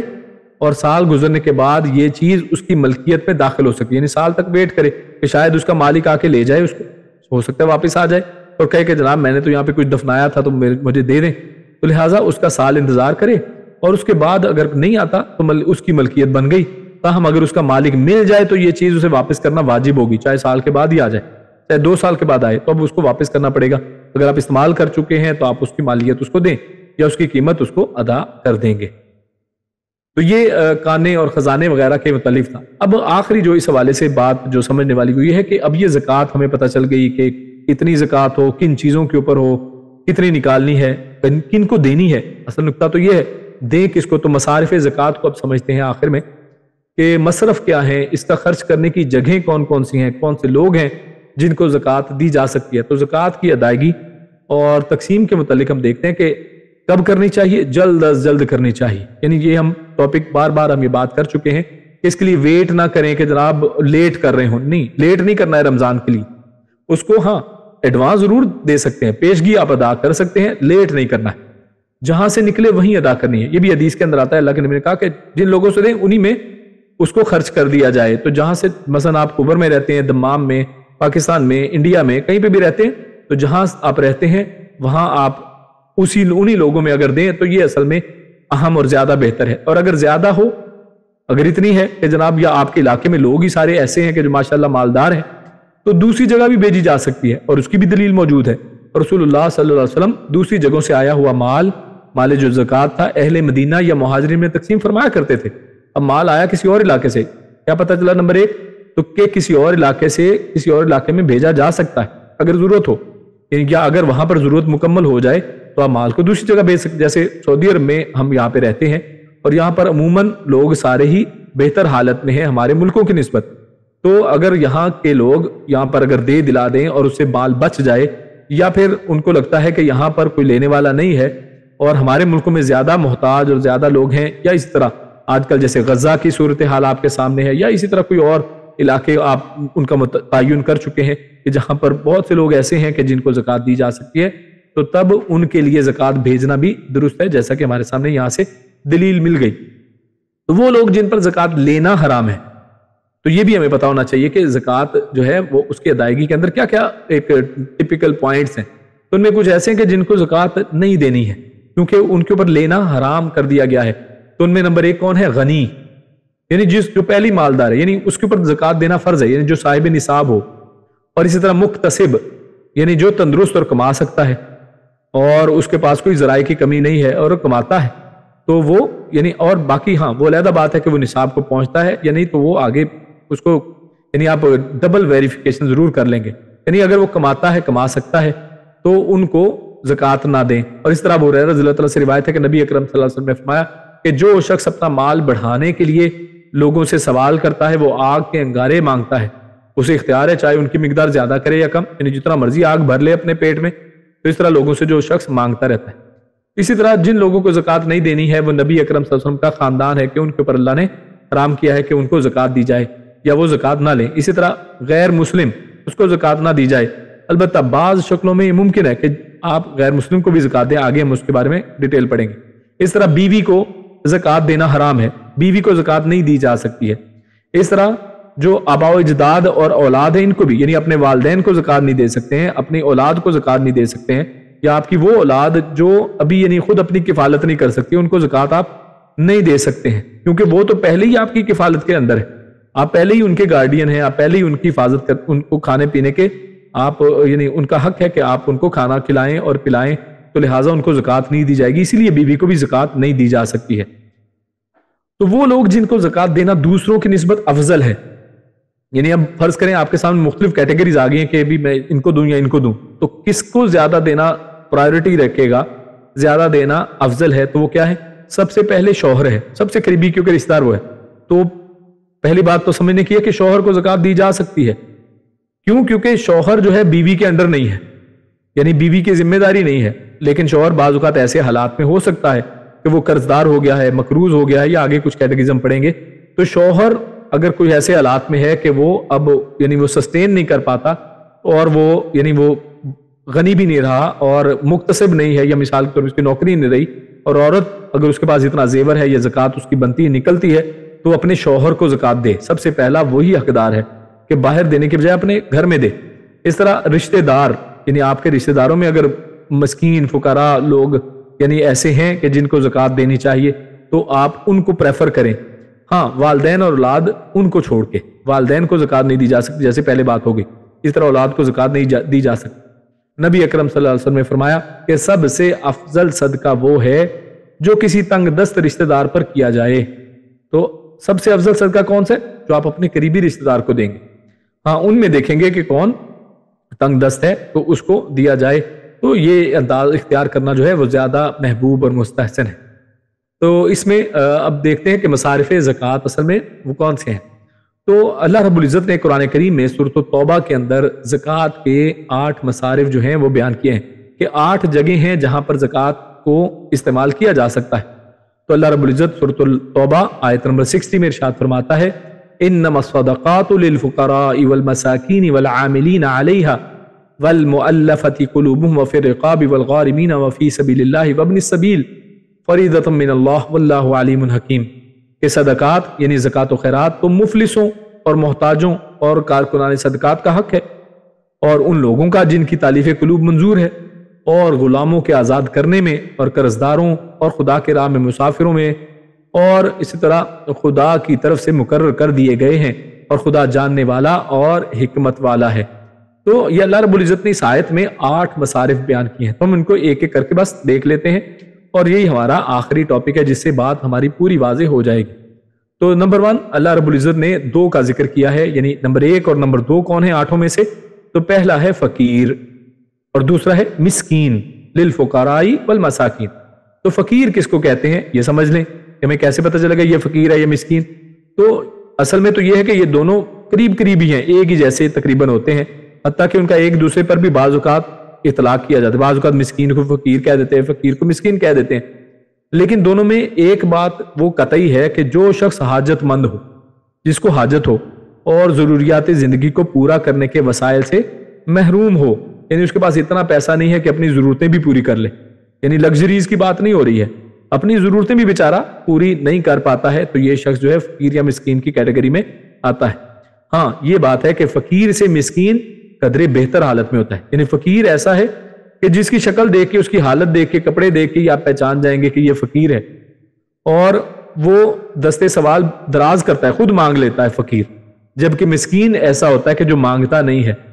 اور اس کی حالت بھی ایسی ہوتی ہے کہ وہ آپ کو پتہ نہیں چلتا ہے کہ اس کے گھر کے حالات کیسے ہیں. دیکھنے میں ٹھیک لگتا ہے لیکن اس کو کام نہیں مل رہا ہے, کتنے مہینوں سے ان کے گھر میں فاقے چل رہے ہیں, تو اس کی شکل وہ ایسی نہیں بناتا ہے کہ لوگ اسے کچھ دیں. تو جیسا کہ صحیحین وغیرہ کی, صحیح بخاری مسلم کی حدیثوں میں ہمیں یہ بات سمجھ میں آتی ہے کہ فقیر کون ہے, جس کو دیکھ کے آپ پہچان جاتے ہیں, اور مسکین وہ ہے کہ جس کو پہچان نہیں پاتے ہیں حالانکہ حالت اس کی بھی ویسی ہی ہے. تو یہ فقیر مسکین جو ہے سب سے پہلے وہ ہیں. اور ہاں ان میں ہم دیکھیں گے کہ فقیر اور مسکین اگر ہمارے اپنے رشتہ داروں میں ہے تو سب سے پہلے وہ حقدار, جیسے پیچھے ہم نے پرائیورٹی دیکھی. اس کے بعد جو تیسرے نمبر پہ اللہ رب العزت نے بیان فرمایا وہ ہے والعاملین. تو عاملین وہ ہیں کہ جو زکوٰۃ کو اکٹھا کرنے کے لیے حکومت نے متعین کیے تھے کچھ لوگ, یعنی جن کو نوکری پہ رکھا ہے کہ یہ زکوٰۃ لوگوں سے اکٹھی کریں, جیسا کہ اللہ کے نبی نے بھی بعض لوگوں کو متعین کیا کہ لوگوں سے زکوٰۃ اکٹھی کریں گے اور یا پھر اس کو تقسیم کریں گے, تو اس کا حساب کتاب رکھیں گے. تو اس کام کے اوپر جتنا بھی عملہ ہے, سٹاف ہے, وہ عاملین میں آتا ہے. تو ان کو بھی زکوٰۃ دی جا سکتی ہے. کس لیے؟ حالانکہ ویسے جتنے مرضی وہ کھاتے پیتے ہوں, لیکن ان کی اجرت یا تنخواہیں مال زکوٰۃ سے دی جا سکتی ہیں, یعنی زکوٰۃ کے مال سے ان کی تنخواہ دی جائے گی. یعنی یہ نہیں کہ آپ ان کے گھر میں پہنچ جائیں اور آپ ان کو زکوٰۃ دینی شروع کریں, نہیں, یہ اصل میں آپ ہی کی زکوٰۃ کی رقم ان کی تنخواہوں میں دی جا سکتی ہے اور ان کے لیے حلال ہے, چاہے وہ خود مالدار ہی کیوں نہ ہو. تاہم نبی اکرم صلی اللہ علیہ وسلم نے اپنی ذات اور خاندان بنی ہاشم پر اس مد میں بھی زکوٰۃ منع کی ہے. یعنی اگر کوئی سید ہے جو صحیح معنی میں سید ہو اور وہ خاندان بنی ہاشم سے, اللہ کے نبی کی اہل بیت میں سے ہو, تو ہاں اس کو چاہیے کہ وہ اس سے تنخواہ بھی نہ لے, یعنی اس مد میں بھی اس کو زکوٰۃ دینا درست نہیں. اس طرح والمؤلفۃ قلوبہم, تو چوتھی کیٹیگری ہے وہ تالیف قلب کے لیے, یعنی لوگوں کے دلوں کو اپنی طرف یعنی نرم کرنے کے لیے, اپنی طرف مائل کرنے کے لیے, ان کی الفت اور محبت اپنے لیے جگانے کے لیے بھی زکوٰۃ دی جا سکتی ہے. اور اس میں وہ کافر بھی ہو سکتا ہے جو اسلام کی طرف کچھ نہ کچھ آنا چاہ رہا ہو, آپ لگتا ہو کہ تھوڑی اس پہ محنت کی جائے, اگر تھوڑا اس کو مال زکوٰۃ دیا جائے, اس کے حالات بہت خراب ہیں, تو یہ مسلمانوں کے حوالے سے تھوڑا نرم گوشہ رکھے گا, اور اس کی مدد کرنے سے اس کے مسلمان ہو جانے کی توقع آپ کو ہوتی ہو تو اس کے دل کو نرم کرنے کے لیے زکوٰۃ دی جا سکتی ہے. اور وہ نیا مسلمان بھی جنہیں ایسی امداد اسلام پر مضبوط کرنے کا باعث بن سکے, کوئی نیا مسلمان ہوا, اس کو مدد کی ضرورت ہے. آپ کو جانتے ہی ہیں کہ جب مسلمان ہوئے تو لوگ ان کو گھروں سے نکال دیتے ہیں, اور ایسے بے شمار واقعے آپ جانتے ہیں, تو ایسے لوگوں کی بھی مدد اس زکوٰۃ سے کی جا سکتی ہے. اور اسی طرح وہ افراد جنہیں امداد دینے کی صورت میں یہ امید ہو کہ وہ اپنے علاقے کے لوگوں کو مسلمانوں پر حملہ آور ہونے سے روکیں گے, ہیں وہ کافر, لیکن اگر آپ ان کی امداد کریں گے تو وہ دیگر لوگوں کو حملہ کرنے سے روکیں گے, یوں مسلمانوں کو کفار سے حفاظت مل جائے گی, تحفظ مل جائے گا, تو ان کو بھی تالیف قلب کے لیے زکوٰۃ دی جا سکتی ہے. اسی طرح پھر رقاب کہتے ہیں گردنوں کو, یعنی گردنیں آزاد کرانے کے لیے بھی زکوٰۃ ادا کی جا سکتی ہے, یعنی غلام آزاد کرنے کے لیے زکوٰۃ کا پیسہ خرچ کیا جا سکتا ہے. بعض اوقات کچھ لوگوں کو پکڑ لیتے ہیں, اس کا رینسم مانگتے ہیں, تو ایسے لوگوں کی, یا بعض لوگ جو ہیں ان کی یعنی ان کو آزادی چاہیے, تو ان کو آزادی کے لیے پیسہ چاہیے, تو پیسہ دیں گے, ان کی گردن آزاد ہو جائے گی, وہ چھوٹ جائیں گے, تو ان لوگوں کی گردنیں آزاد کرنے کے لیے بھی زکوٰۃ استعمال کی جا سکتی ہے. اس طرح والغارمین, تو والغارمین کون ہے؟ تاوان بھرنے والے, قرضدار, تاوان بھرنے والے اور قرضدار کے لیے, یعنی وہ مقروض جو اہل و عیال کے نان نفقے کے سلسلے میں زیر بار آ گئے ہوں, یعنی ان کا بیچاروں کا پورا نہیں پڑتا تھا, حتیٰ کہ قرض لیتے لیتے لیتے اتنا قرض ہو گیا ہے کہ اب وہ بیچارے بالکل مقروض ہو گئے ہیں, برا حال ہو گیا ہے. تو ایسے لوگوں کے قرض ادا کرنے کے لیے زکوٰۃ استعمال کریں, اور قرض ادا کرنے کے لیے نہ نقد ہو نہ کوئی چیز اس کے پاس بچی ہو کہ وہ بیچ کر ہی قرض ادا کر لے, تو ایسا شخص مستحق ہے کہ اس کی مدد کی جائے. یا اسی طرح تاوان کسی کا بھرنا ہے, رینسم بھرنا ہے, تو وہ بھی اس میں آئے گا. اس طرح دوسرے وہ ذمہ دار اصحاب ضمانت ہے کہ کسی کی ضمانت دی اس نے, گارنٹر ہے وہ, اور پھر اس کی ادائیگی کے ذمہ دار وہ قرار پا گیا, وہ بندہ اصل تو بھاگ گیا, تو اب اس کو دینا پڑ گیا ہے, اس کے پاس تو پیسے نہیں تھے, یہ تو بیچارہ نیک آدمی تھا, گارنٹی دی, تو یہ بھی اس کو بھی زکوٰۃ سے آزاد کیا جا سکتا ہے۔ اور اسی طرح جو تیسری بات تھی وہ تیسرے وہ لوگ جو کسی فصل کے تباہ ہو جانے یا کاروبار کے خسارے کی وجہ سے مقروض ہو گئے ہوں تو ان کو بھی زکوٰۃ سے رقم ادا کی جا سکتی ہے۔ اور اس طرح آگے ہے وفی سبیل اللہ، اللہ کے راستے میں۔ تو اللہ کے راستے میں سب سے پہلی جو کیٹیگری اور اصل ہے وہ ہے مجاہدین، جو جہاد میں جو ہے وہ مشغول ہوں۔ تو جہاد اور مجاہدین پر خرچ کرنا، ان کے نان نفقے کا خیال کرنا اور ان کو اسلحے کا فراہمی کرنا، چاہے وہ مجاہدین مالدار ہی خود کیوں نہ ہوں لیکن ان کو بھی زکوٰۃ سے مدد کی جا سکتی ہے۔ اور بعض احادیث کی روح سے حج اور عمرہ بھی فی سبیل اللہ میں داخل ہے کہ فی سبیل اللہ میں یہ بھی آتا ہے، حج کروا دینا یا عمرہ کروانا۔ اسی طرح بعض علماء کے نزدیک دعوت و اشاعت دین، اسلام کے تمام شعبے بھی اس میں شامل ہیں، کیونکہ ان سب سے بھی مقصود اور مقصد کیا ہے کہ اللہ کا کلمہ بلند ہو جائے، اعلی کلمت اللہ جو ہے وہ بلند۔ اور وابن السبیلی، اسی طرح یہ آخری جو ہے وہ ہے مسافر، 8واں کہ جس کو زکوٰۃ دی جا سکتی ہے وہ ہے مسافر۔ اب چاہے وہ مسافر خود کتنا ہی امیر ہو، لیکن اگر وہ سفر میں تھا اور سفر میں اس کے پاس مال جاتا رہا، مال ختم ہو گیا، جیب کٹ گئی یا کچھ اور ایکسیڈنٹ ہو گیا تو اب وہ بیچارہ محتاج ہو گیا ہے، مستحق ہو گیا ہے، تو چاہے گھر میں کتنا ہی امیر کروڑ پتی کیوں نہ ہو تو اب اس کو زکوٰۃ دے کر اس کی مدد کی جا سکتی ہے۔ تو یہ مختلف کیٹیگریز تھیں جن کے حوالے سے ہم نے تفصیل سے وضاحت کی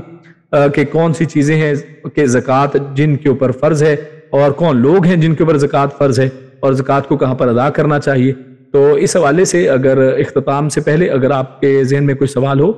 کوئی یہاں پر جو اس کو وضاحت طلب ہو کوئی بات، تو وہ پوچھی جا سکتی ہے اور اس کے بعد ہم انشاءاللہ درس کا اختتام کریں گے۔ تو میں مائک آن کرتا ہوں، اگر کوئی سوال پوچھ سکتے ہیں۔ میں تو موسٹلی چیزیں تو کافی وضاحت سے بیان ہو گئی ہیں۔ السلام علیکم ورحمۃ اللہ وبرکاتہ۔ وعلیکم السلام ورحمۃ اللہ وبرکاتہ۔ سر مجھے ایک سوال یہ پوچھنا تھا، کلیئر کرنا تھا کہ جو تولہ کی مقدار ہے وہ کیا ہے؟ کہیں کسی جگہ پہ 10 گرام ہوتی ہے، کسی جگہ پہ 11 گرام، پاکستان میں 12 گرام لیتے ہیں نا تولہ کا وزن۔ بالکل صحیح ہے۔ تو اس کی جو ٹوٹل مقدار ہے وہ بتا دیں، ایک تولہ کی مقدار۔ اور دوسرا کوشچن یہ پوچھنا تھا کہ جو عورت کا زیور ہوتا ہے،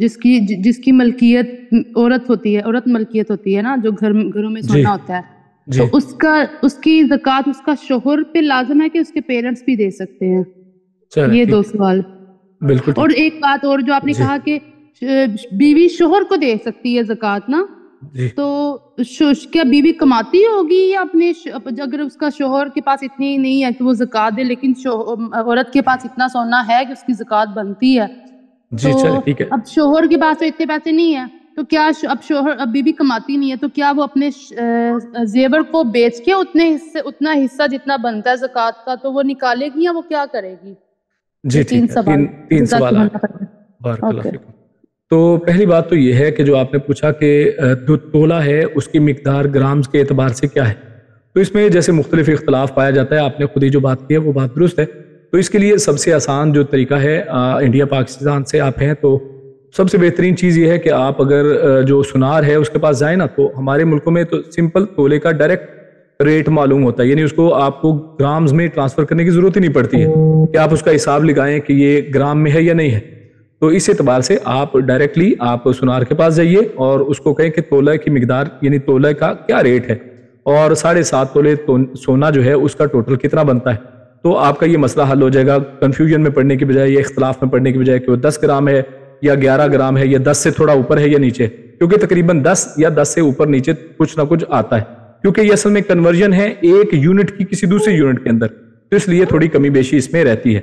تو آپ سب سے آسان حل اس کا یہی رہے گا۔ اچھا، دوسری چیز آپ نے بات کی کہ شوہر کو زکوٰۃ دینے کے حوالے سے ایک آپ نے سوال پوچھا تھا، تو اس میں یہ ہے کہ اگر اس کا شوہر یعنی ایسا ہے مجبور ہو گیا ہے، قرض دار ہو گیا ہے، یا گھر میں ضرورتوں کو پورے کرتے کرتے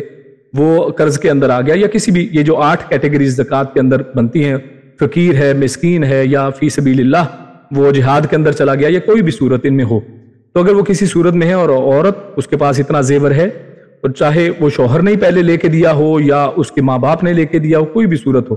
اگر عورت صاحب نصاب ہے، 7.5 تولے سونا یا 52.5 تولے چاندی اس کے پاس ہے، تو وہ اپنے شوہر کی مدد اس میں سے کر سکتی ہے۔ اس میں عورت کا کوئی نوکری کرنا، جاب کرنا وہ ضروری نہیں ہے۔ اچھا، دوسری صورت یہ بھی ہو سکتی ہے کہ عورت نوکری کرتی ہے اب شوہر کی نوکری باقی نہیں رہی ہے اور اصل ذمہ داری تو گھر کی اسی کے اوپر تھی، اس وجہ سے اب وہ اٹھانے کے قابل نہیں رہا ہے یا اس کے اوپر قرض آ گئے ہیں یا کچھ ایسی صورتیں آ گئیں، تو اس صورت میں بھی عورت جو ہے وہ اگر وہ کہہ لیں کہ وہ کماتی ہے اور اس کی جو نقدی اس کے پاس کیش یا اس کے ڈیبٹ کارڈ میں یا بینک میں اتنے اکاؤنٹ ہیں، تو اس اعتبار سے اگر وہ نصاب کو پہنچتی ہے تو اس میں سے زکوٰۃ دے سکتی ہے۔ اچھا، ایک اور آپ نے بات یہ پوچھی تھی کہ اب عورت جو ہے وہ اپنے سونے کی زکوٰۃ اس کا شوہر دے گا یا اس کے والدین بھی دے سکتے ہیں؟ تو اصل تو میری بہن یہ ہے کہ زکوٰۃ اسی کو دینی ہے جس کی وہ مالیت ہے۔ تو اصل تو فرض آپ کے اوپر ہے کہ جو مالک ہے، اگر سونے کی مالک آپ ہیں تو آپ نے وہ زکوٰۃ ادا کرنی ہے، وہ اصل میں آپ کے اوپر ہی فرض ہے۔ ہاں، یہ شوہر کا احسان کے طور پر اگر وہ شوہر دے سکتا ہے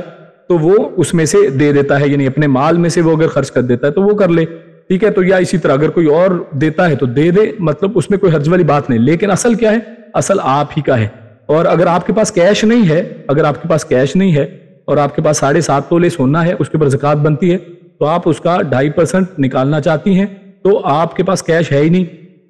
کہاں سے نکالیں گی؟ شوہر کے پاس بھی مثال کے طور پہ نہیں ہے، یا بہت سے لوگ ایسے ہیں جن کا یعنی شادی نہیں ہوئی ہے، مثال کے طور پہ شوہر نہیں ہے، والدین نے لے کے رکھا تھا اور اب جو ہے کوئی اور دینے والا باقی نہیں بچا ہے، تو ایسی صورت میں وہ عورت اسی یعنی سونے کے اندر سے 2.5% جتنا بنتا ہے وہ اس کو نکال کے، یعنی اس کا کچھ حصہ جو ہے وہ زکوٰۃ کے طور پہ دے دے، لیکن اس کے اوپر دینا فرض ہے۔ جی اجمل صاحب۔ السلام علیکم۔ وعلیکم السلام۔ اچھا، ایک ہے میں نے انویسٹمنٹ کیا پاکستان میں کہ ایک پلاٹ ہے ایک دوست کے ساتھ مل کے، ٹھیک ہے، وہ پلاٹ پڑا ہے، اس کی قیمت کا کوئی تیار نہیں ہے کہ کتنی ہے، ٹھیک ہے، میں نے ایک انویسٹمنٹ کی تھی، ٹھیک ہے، وہ ان کے نام نکلا تھا، اس کے بعد اب اس کی قیمت کا کوئی نہیں پتا کہ کتنی ہے نا، جی ٹھیک ہے، جی ٹھیک ہے، تو اس کی زکوٰۃ کیسے دیں؟ اور وہ اس میں جو ہے پراپرٹی، اس پہ کیا کیسے ہے زکوٰۃ کا جو ہے؟ ٹھیک ہو گیا۔ اچھا، اس میں یہ ہے نمبر 1 کہ یہ جو پراپرٹی ہے، اگر تو آپ نے اس کو جیسے آپ نے بیان کیا کہ ایک دوست کے ساتھ مل کے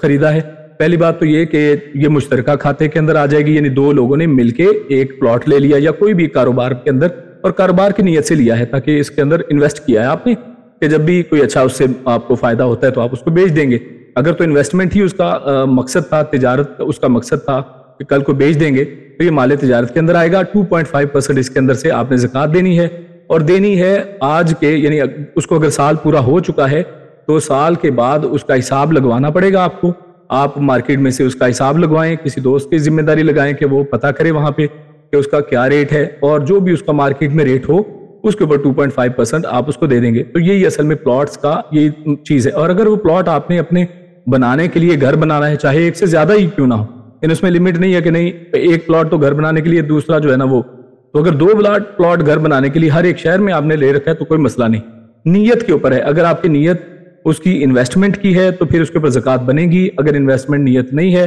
وہ آپ نے اپنے استعمال کے لیے، تو اس کے اوپر زکوٰۃ نہیں لگے گی۔ اور کسی اس میں کہتے ہیں کہ جب آپ سیل کریں اس وقت زکوٰۃ دیں؟ نہیں، ایسا نہیں ہے۔ یہ اصل میں اس کو سمجھ لیں دوبارہ، اصل میں یہ مال تجارت یا پلاٹ اصل میں یہ کہہ لیں یہ ایکسٹینشن ہے آپ کی نقدی کی، اور نقدی ایکسٹینشن ہے سونے اور چاندی کی، کیونکہ پہلے زمانوں میں تو سونا یا چاندی تھا، یہ کرنسی نوٹس تو تھے نہیں، اور اس کے بعد اسی سونا یا چاندی سے کاروبار کیا جاتا تھا، اور مال تجارت یہ اس زمانے میں تھا، اور یہ سونے چاندی ہی کی بنیاد پر ان کا نصاب نکالا جاتا ہے کہ یہ ان کی مقدار کتنی ہے۔ تو یہ جو پلاٹ ہیں یہ اصل میں سونا چاندی ہی کی نسبت سے ہیں، ان کے اوپر سال مکمل ہونا ضروری ہے۔ تو اگر آپ کا سال ہو گیا جب آپ نے پلاٹ خریدا تھا، جیسے سونا چاندی کا سال ہونا ضروری ہے، تو اسی طرح جب سال پورا ہو گیا تو آپ نے اس کے اوپر زکوٰۃ دینی۔ اوکے، جزاک اللہ خیر۔ جی السلام علیکم۔ وعلیکم السلام ورحمۃ اللہ وبرکاتہ۔ ہاں، میں آپ سے یہ بات پوچھنا چاہ رہی تھی کہ میرا بیٹا میرے ساتھ نہیں رہتا، وہ الگ رہتا ہے، اپنا کماتا ہے، لیکن وہ کافی قرض دار ہے، تو کیا میں زکوٰۃ کی وجہ سے اس کے قرض ادا کر سکتی ہوں؟ جی، اگر تو وہ خود کفیل ہیں اب اور چھوٹے بچے نہیں ہیں، جیسے آپ نے کہا کہ وہ خود کفیل ہیں، ان کی اپنی کوئی فیملی بھی ہے، وہ فیملی والے ہیں نا، اور خود سے کماتے کھاتے ہیں، ابھی ان کی شادی نہیں ہوئی ہے۔ اچھا، لیکن آپ کے ساتھ رہتے ہیں؟ قرض دار ہیں، تو میں یہ چاہ رہی تھی زکوٰۃ کے پیسوں سے ان کا قرض کچھ ادا ہو جائے۔ اگر تو ابھی تک وہ آپ کی کفالت میں ہے،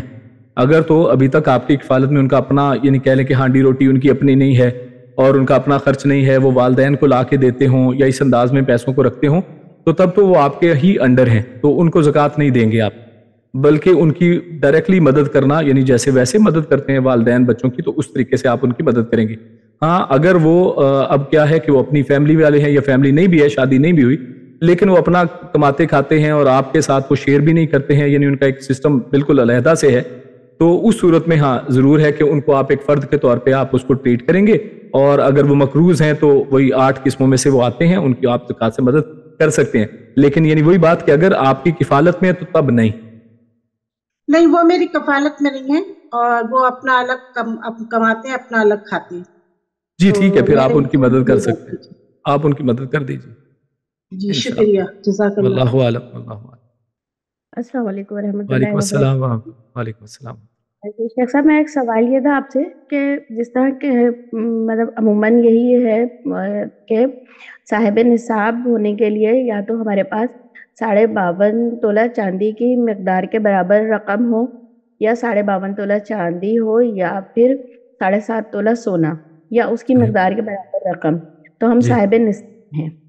تو آپ نے کہا کہ اگر 50 تولہ چاندی ہے اور 7 تولہ سونا ہے، دونوں چیزیں موجود ہیں لیکن دونوں ہی نصاب کو نہیں پہنچتی، تو زکوٰۃ جو ہے وہ فرض نہیں ہوتی، لیکن دونوں میری ہی ملکیت میں ہے اگر یہ دونوں چیزیں، تو ان دونوں کی رقوم کو ملا کے تو میں صاحب نصاب ہو گئی نا؟ صحیح بولا آپ۔ تو میں صاحب نصاب ہوں، تو مطلب پھر میں اس کی ادائیگی کروں؟ ہاں، اس میں یہ ہے کہ زکوٰۃ آپ ان کے اوپر نہیں دیں گی، کیونکہ رسول اللہ صلی اللہ علیہ وسلم نے، ہم نے شروع میں بات کی تھی نا کہ اس میں اطیع الرسول کی بات ہے، تو اللہ کے نبی صلی اللہ علیہ وسلم نے دونوں کا الگ الگ علیحدہ سے نصاب بتایا اور دونوں کو جمع کرنے سے منع کیا ہے۔ آپ ان دونوں کو جمع نہیں کریں گے کہ دونوں کو ملا کے اتنی رقم بنتی ہو، تو آپ نے ان دونوں کو علیحدہ ہی دیکھنا ہے۔ تو ہاں، یہ علیحدہ بات ہے کہ سونے کے مختلف زیورات ہیں تو مختلف چیزیں ہیں یا ڈلیاں ہیں اور زیور ہیں، تو ان کو جمع کر سکتے ہیں، یعنی ایک ہی جنس کی پگ جمع کر لیں گے، 2 مختلف جنسوں کو جمع نہیں کیا جائے گا۔ ٹھیک، جزاک اللہ۔ جی السلام علیکم ورحمۃ اللہ وبرکاتہ۔ وعلیکم السلام ورحمۃ اللہ وبرکاتہ۔ جی شیخ صاحب، میں یہ پوچھنا چاہ رہی تھی، ہماری ایک ملنے والی فیملی ہے، ہمارے رشتہ دار ہی ہیں، ان کے بیٹے بھی ہیں، شوہر بھی ہیں ان کے، میرے شوہر کے رشتہ دار ہیں وہ، تو وہ اتنا کماتے نہیں ہیں، جاب لیس ہے میاں بھی ان کے، اور جو بیٹے ہیں وہ بھی ایک فارغ ہے، 2 اس طرح کماتے ہیں کہ اپنا بھی پورا نہیں کر پاتے، بہت مشکل سے اپنے بچوں کا گزارا کرتے ہیں، تو کیا ہم انہیں زکوٰۃ لگتی ہے، انہیں زکوٰۃ دے سکتے ہیں؟ جی، ہر وہ شخص جو وہی فقیر اور مسکین کی کیٹیگری میں آ سکتا ہو، اور مسکین کی کیٹیگری یہی ہے کہ جو اپنی حاجت کو پورا نہ کر سکے، بس وہ اپنے فیملی کے 3 ٹائم کا کھانا نہیں پورا کر سکتا، اور اگر کرتا بھی ہے تو وہ کھاتے ہیں نہیں، اور کرتا بھی ہے تو وہ قرض لے لے کے کرتا ہے، مثال کے طور پہ، تو کیونکہ بہت سی دیکھیں کیٹیگری، ایک آئی فقیر اور مسکین، پھر اس کے بعد قرض دار بھی اسی کے اندر آ گیا، تو اگر وہ ایسا ہے کہ کھانا پینا تو مکمل کر رہا ہے لیکن سچویشن اس کی ایسی ہے کہ وہ اس کو ہر مہینے اس کے لیے قرض بھی لینا پڑتا ہے، اور کسی دکان سے اٹھاتا ہے تو ادھار میں اٹھاتا ہے اور واپس دے نہیں پاتا، اور آہستہ آہستہ اس کے اوپر قرض چڑھتا جا رہا ہے، تو ایسے شخص کے قرض کی ادائیگی کے لیے آپ اس کو زکوٰۃ دے سکتے ہیں کہ آپ اس کے قرض کو وہ چکتا کر دیں اور اس کی مدد کی جا سکتی ہے۔ ہاں، اس شخص کو چاہیے کہ خود سے ہاتھ نہ پھیلائے، اگر وہ کماتا ہے تو خود سے وہ مانگنے کی طرف نہ آئے، جیسے ہم نے وہ بھی حدیث بیان کی تھی کہ وہ خود مانگنے کی طرف نہ آئے، کیونکہ اللہ رب العزت نے، اللہ کے نبی نے اس سے منع کیا ہے کہ انسان جو ہے وہ اس طرح سے اس طرف آئے، کیونکہ وہ خود کما سکتا ہے، اور جب تک کما سکتا ہے وہ اس کو کمانے کی کوشش کرنی چاہیے، لیکن دیگر لوگ ان کا خیال رکھ سکتے ہیں کہ وہ دیکھیں کہ یہ قرض کے اندر ڈوب رہا ہے تو اس کے قرض کی ادائیگی کے لیے اس کو استعمال کیا جا سکتا ہے۔ جی، وہ اس طرح ہی ہیں کہ بس کہتے نہیں ہیں، لیکن ان کے وہ سے پتہ چلتا ہے کہ ان کے حالات ایسے ہیں کہ یہ کچھ پورا نہیں کر سکتے، اپنا مشکل میں ہے، اپنی وہ ہم سے لوگوں سے اس طرح ذکر کرتے ہیں کہ بہت مشکل ہو گیا ان کے لیے اپنا پورا کرنا، تو اس لیے ہم چاہتے ہیں ان کو زکوٰۃ دو، لیکن ان کے گھر میں کھانا وغیرہ پکتا ہے الحمدللہ۔ اچھا، ایک اور چیز ہے وہ نقطہ ہے، وہ یہ کہ بعض لوگ ایسے ہیں کہ وہ ان کے گھر میں کھانا پینا بھی صحیح ہے، اور لیکن اس کے باوجود قرض لینے کی نوبت اس لیے آتی ہے کہ انہوں نے بے جا اخراجات بڑھا رکھے ہیں، مثلا انہوں نے ٹی وی اور کیبل لگوا رکھی ہے، کیبل کی فیس دے رہے ہیں، انٹرنیٹ کی فیس دے رہے ہیں، ہر بچے کو موبائل دے کے رکھا ہے، اور جبکہ یہ ساری جو ہیں اخراجات، اضافی اخراجات ہیں، یہ ضروریات زندگی نہیں ہیں، یہ اضافی اور لگژری ٹائپ کی